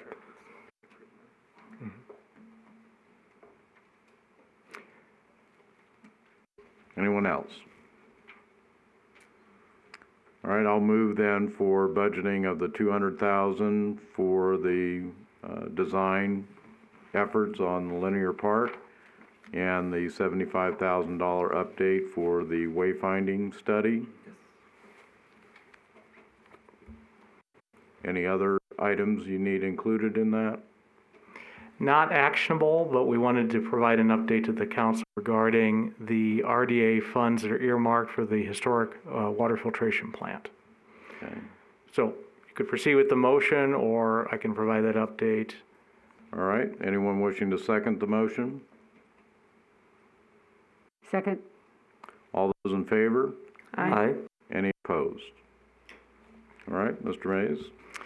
So the council had asked the Historic Preservation Committee to provide further guidance on the proposed restoration efforts with the historic water filtration plant. This is to take advantage of a SHPO grant within the next fiscal year of approximately $200,000 and an additional $300,000 that would be utilized of RDA funds for that restoration effort.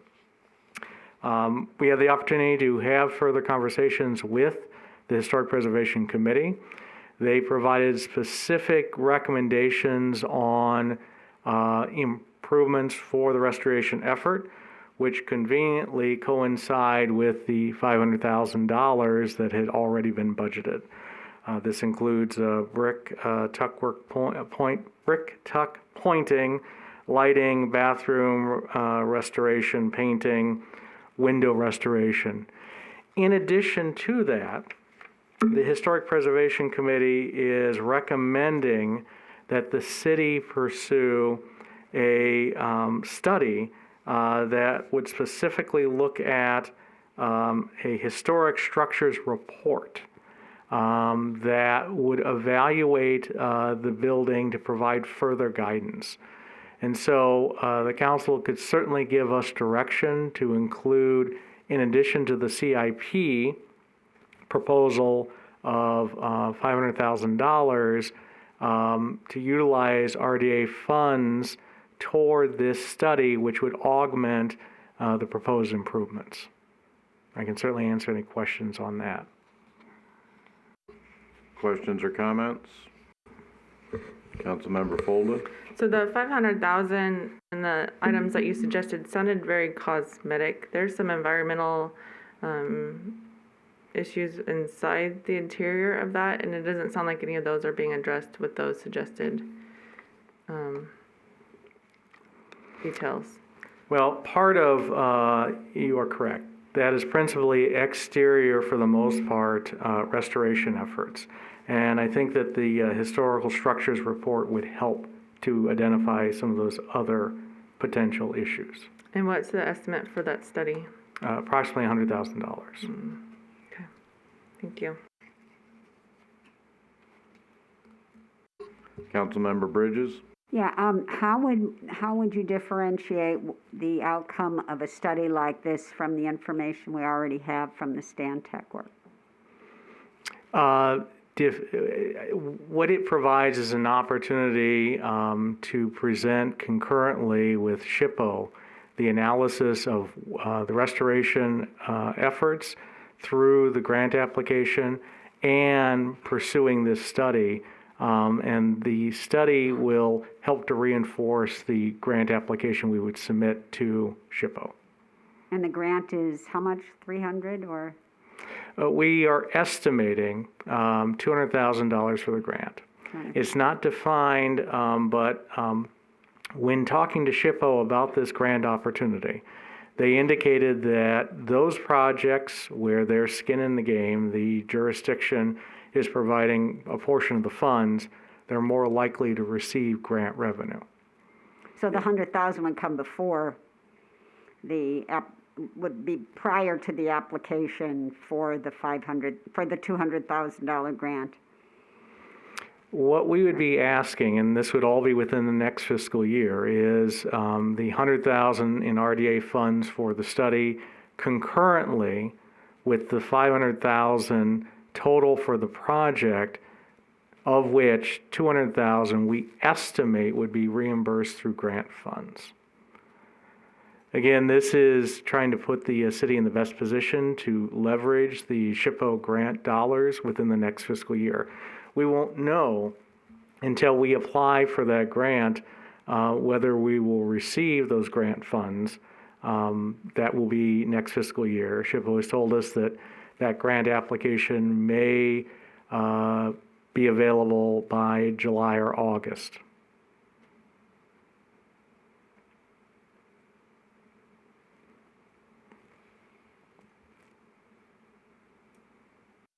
Any other questions? Councilmember Hoskins? Yes, I'd just like to remind everyone that the Stantec report was very inaccurate. If you remember, they said we needed a new roof when we had just had the new roof put on, and their examination of the interior was completely wrong. So I hope if we get someone, we don't get Stantec, and we don't rely on the Stantec report, because that's the reason I had Stantec put it on the council for it to be canceled, was because of that evaluation that they did on that water filtration plant.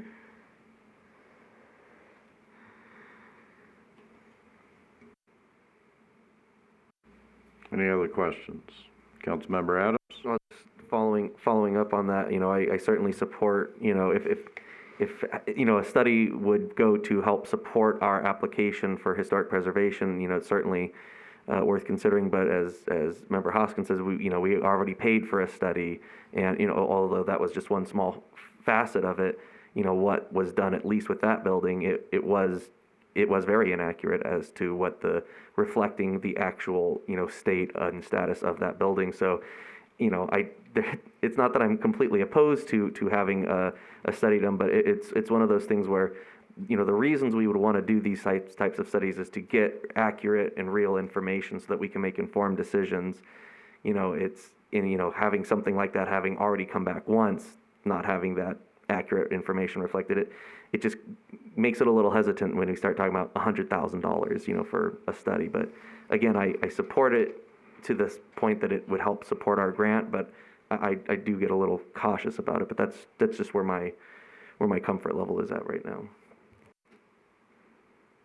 Councilmember Bridges?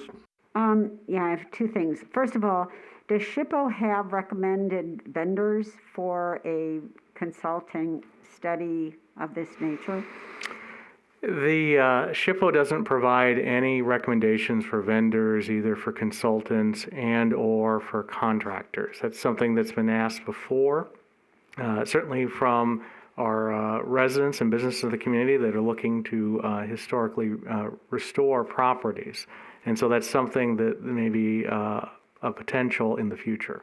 And I think two other points to Councilmember Adams' concern.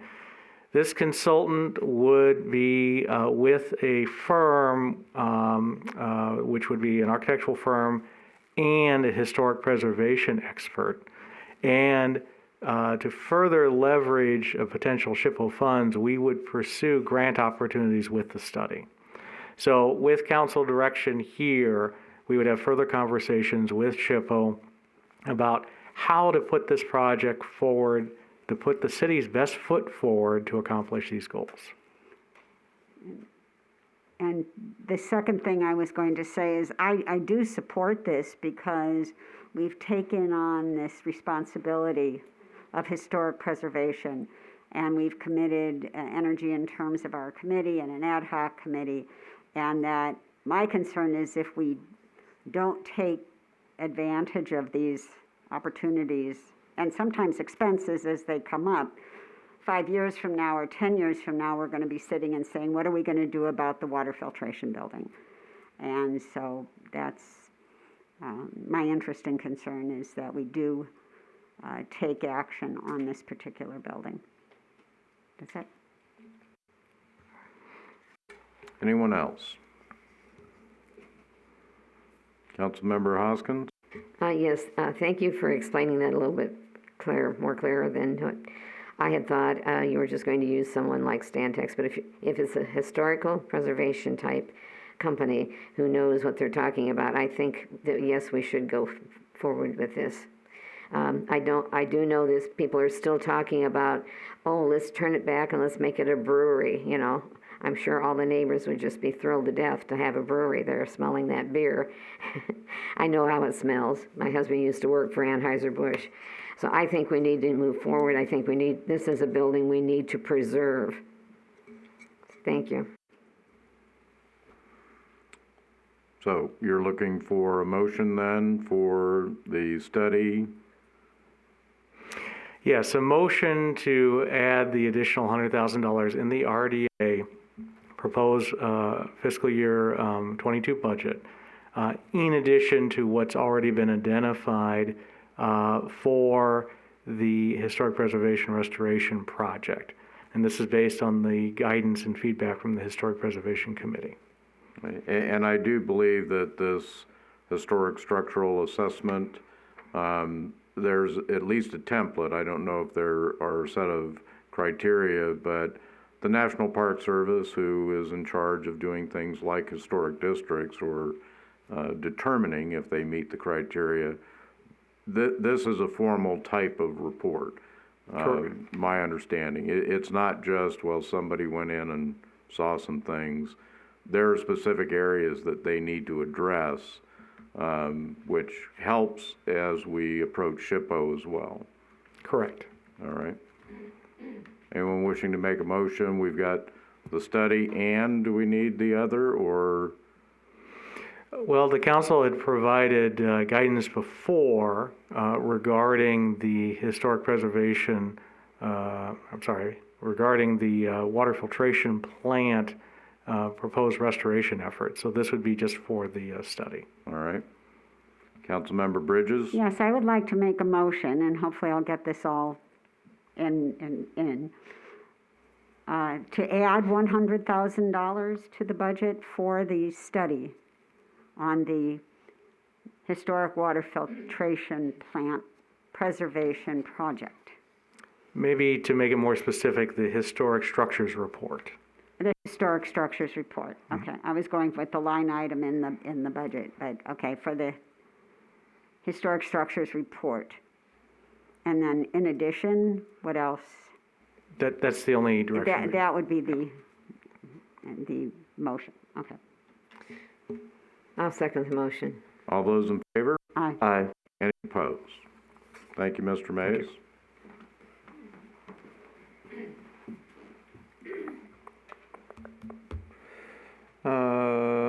Got the council chambers RDA. Last night at the council meeting, Chair Carr had updated on some changes to the CIP for the utilities. One of them was moving substation 3, the design out to fiscal year 23. It was programmed for next year, and then the construction the following year. That was the one change that the committee had made. Is there any other changes that need to be made to the utility side? Questions or comments?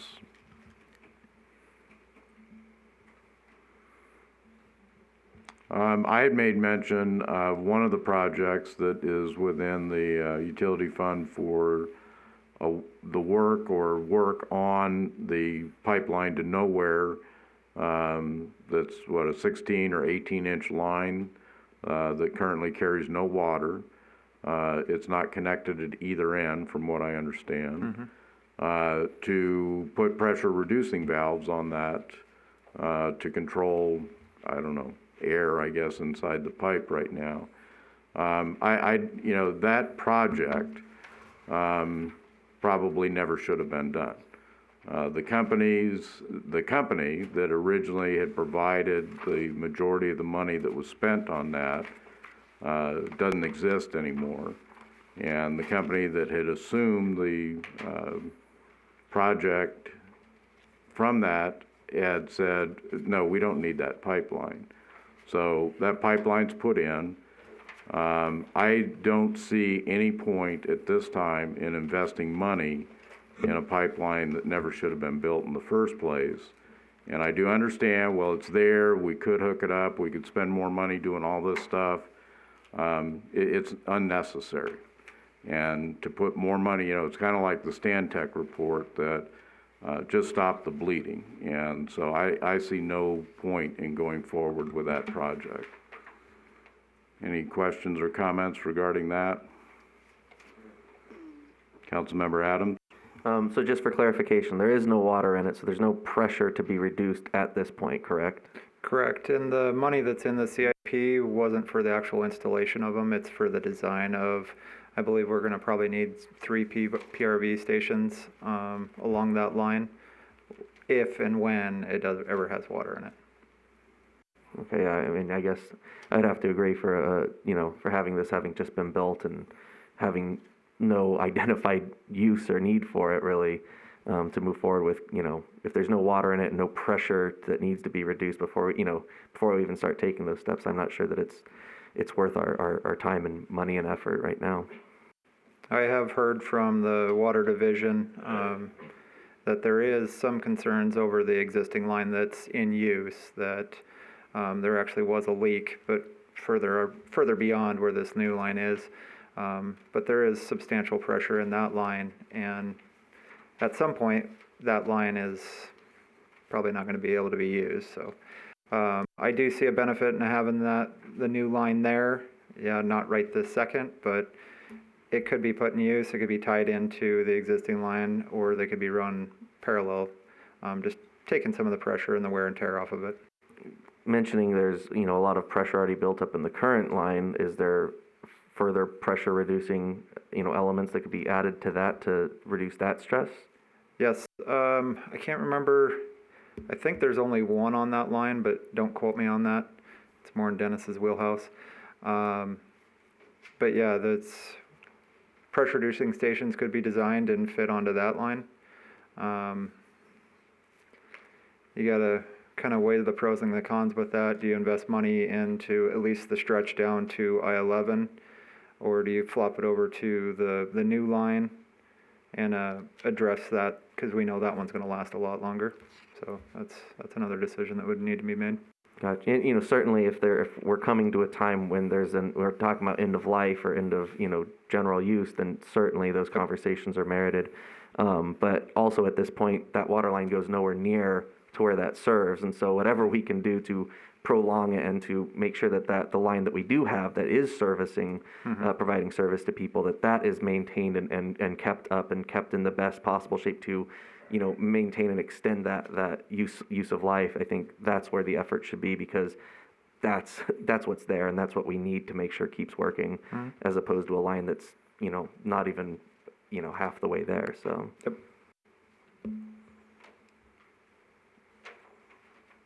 Any other questions or comments? Yeah, you know, if pressure reducing valves need to be put in to the existing line to preserve or help maintain that, because the pressure doesn't really start to build until you get south of I-11. So again, if that's something that wants to be proposed, but you know, the pipeline to nowhere, there's a reason why it's called the pipeline to nowhere. And so I would move to have that project removed from the CIP. I'll second. All those in favor? Aye. Any opposed? Thank you. Any other questions, comments on the CIP? That was it for my list, so I'm happy to hear of any additions or subtractions that you would like to see.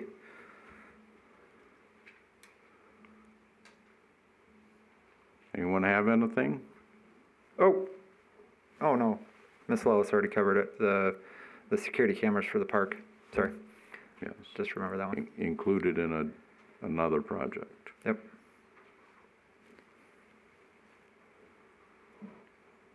Oh, it looks like that's it. So, to quickly reiterate, for the council chamber remodel, I'm gonna get an estimate for flip-flop in the building, or the room. RDA, we have the two projects in there, plus the 100,000 for the historic structural study. The two changes for utility, one's the substation, one's the PRV line.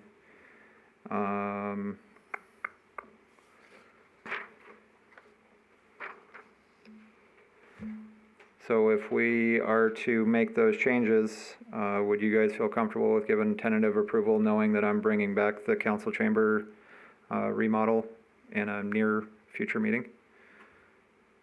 Anyone have reservations about doing it that way? Do you want a motion? Please. I move that we accept what you just said. I second. All those in favor? Aye. Aye. Any opposed? See, you're just one, well, actually, I guess we won't go into your record, but Thank you. thank you. Appreciate the information. Again, all of these things are looking much better over time as far as understandability, transparency, accuracy, all of that.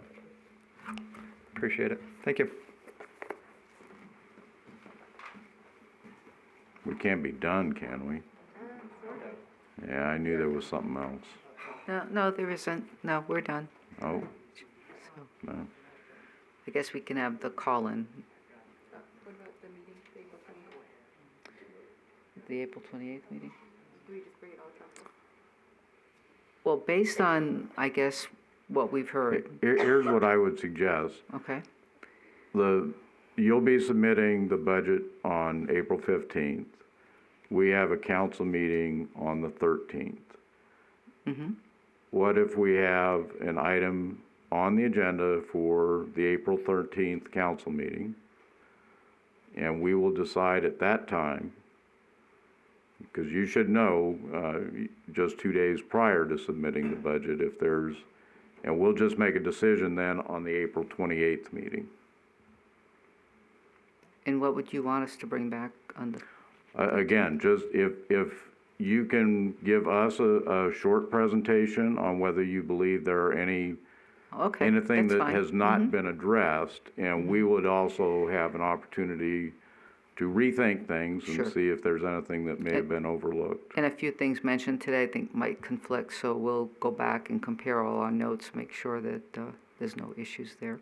Okay, so we'll still leave the April 28th meeting on the calendar, but we'll have an agenda item on the April 13th meeting, regular council meeting, and we can make a decision at that time. Does that work for you? That sounds good.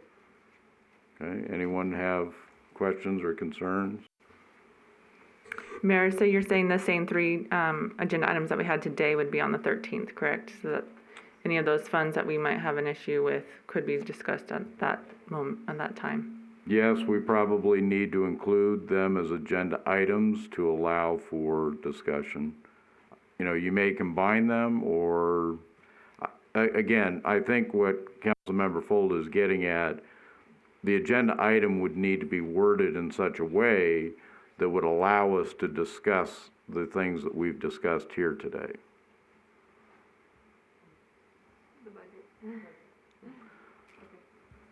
Okay. But there wouldn't be anything specific, it would just be the budget in general if you have other. And I guess we would need to include, you know, whether to cancel the April 28th meeting. Okay. For my clarification, do you want me to bring back the entire CIP or just whenever I have the council chambers ready? Thoughts? I think that's really the only outstanding thing from the CIP, but. Yep. So I'll shoot for the 13th. The guys might need a little bit longer just to make sure they got all the T's crossed and I's dotted. But I'll definitely bring it back as soon as possible. All right. Thank you. Thank you. So does that conclude your portion of the presentation? Yes. All right.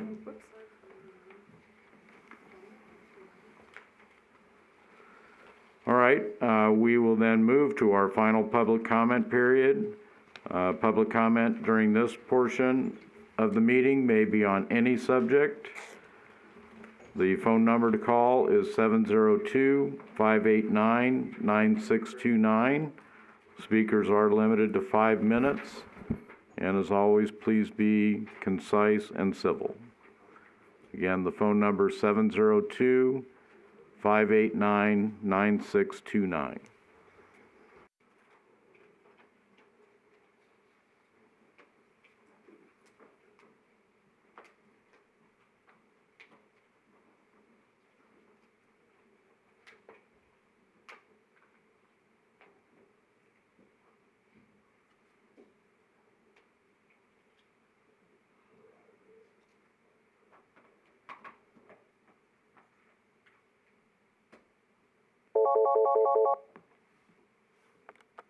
Public comment? Yes, this is Judy DeShane. I have some public comments I'd like to make. Okay, go ahead. All right.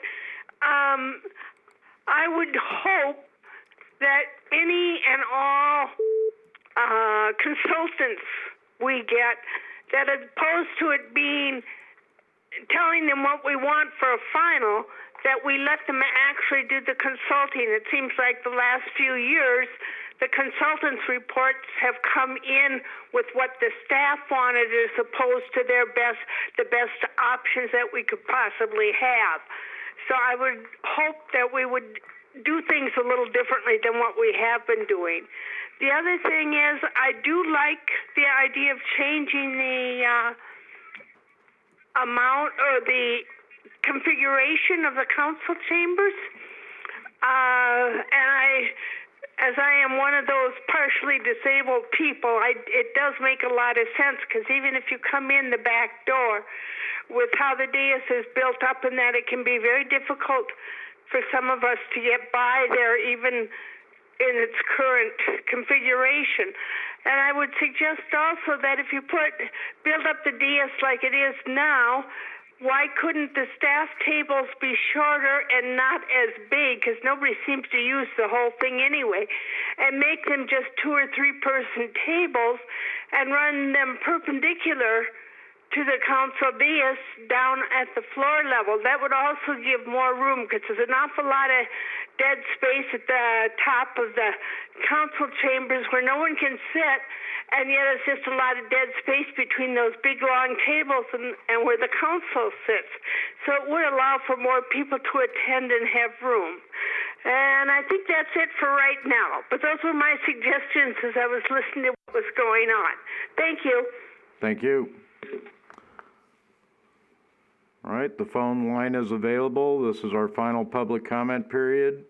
The phone number is 702-589-9629.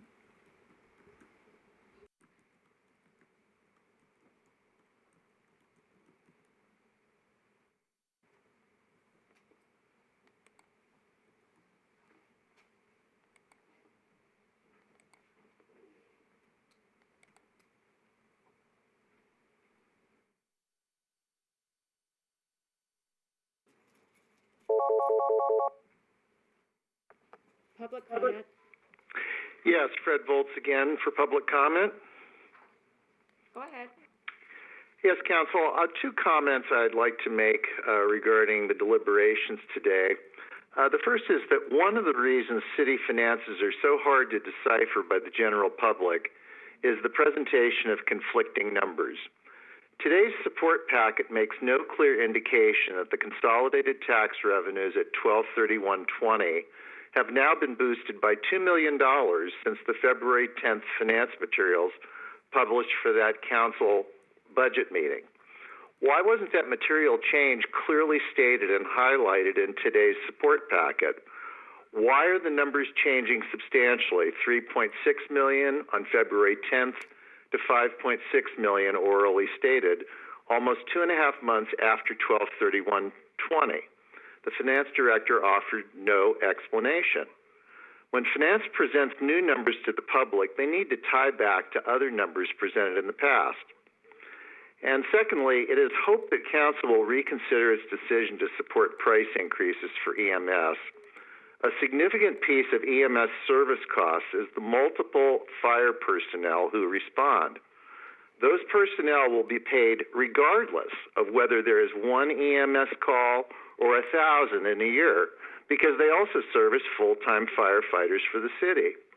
Thus, the incremental cost of EMS service beyond the fixed operating costs of the fire department are substantially different than the support documents indicate. Additionally, do we charge a property occupant or owner when a fire breaks out and the fire department responds, or the police department responds to a call for service? And I ask that these comments be made a part of the official record. Thank you. Thank you. The phone line is available. This is our final public comment period. The number is 702-589-9629.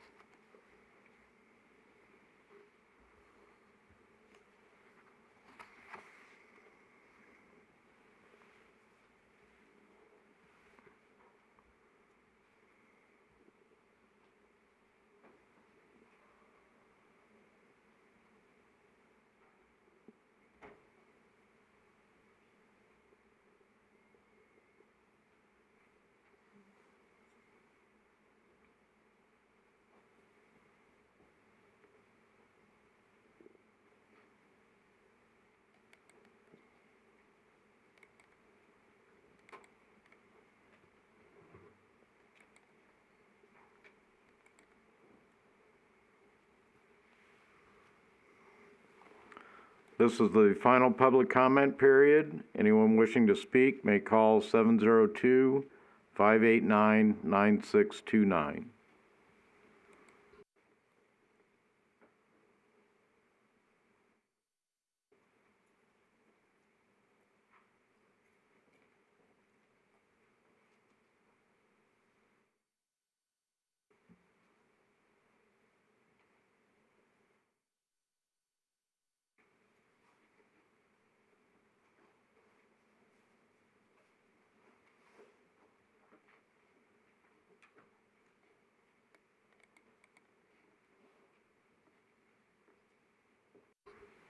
Madam City Clerk, were there any emails or voicemails for the final public comment? None. Thank you.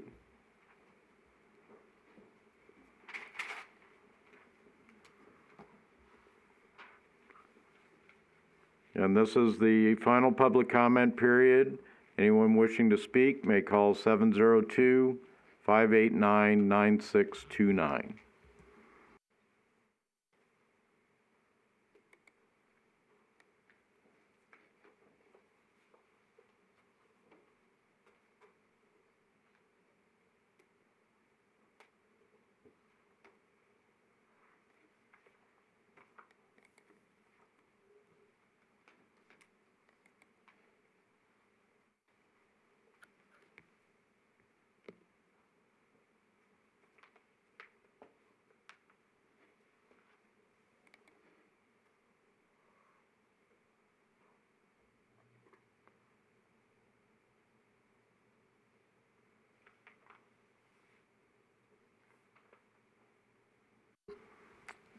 Hearing no others, I will close the final public comment period. Again, I want to express my appreciation to staff. It's a tremendous amount of work putting this together. I do understand that. The clarity, the efficiency is getting better. As I said earlier, thank you all for that, and we are adjourned.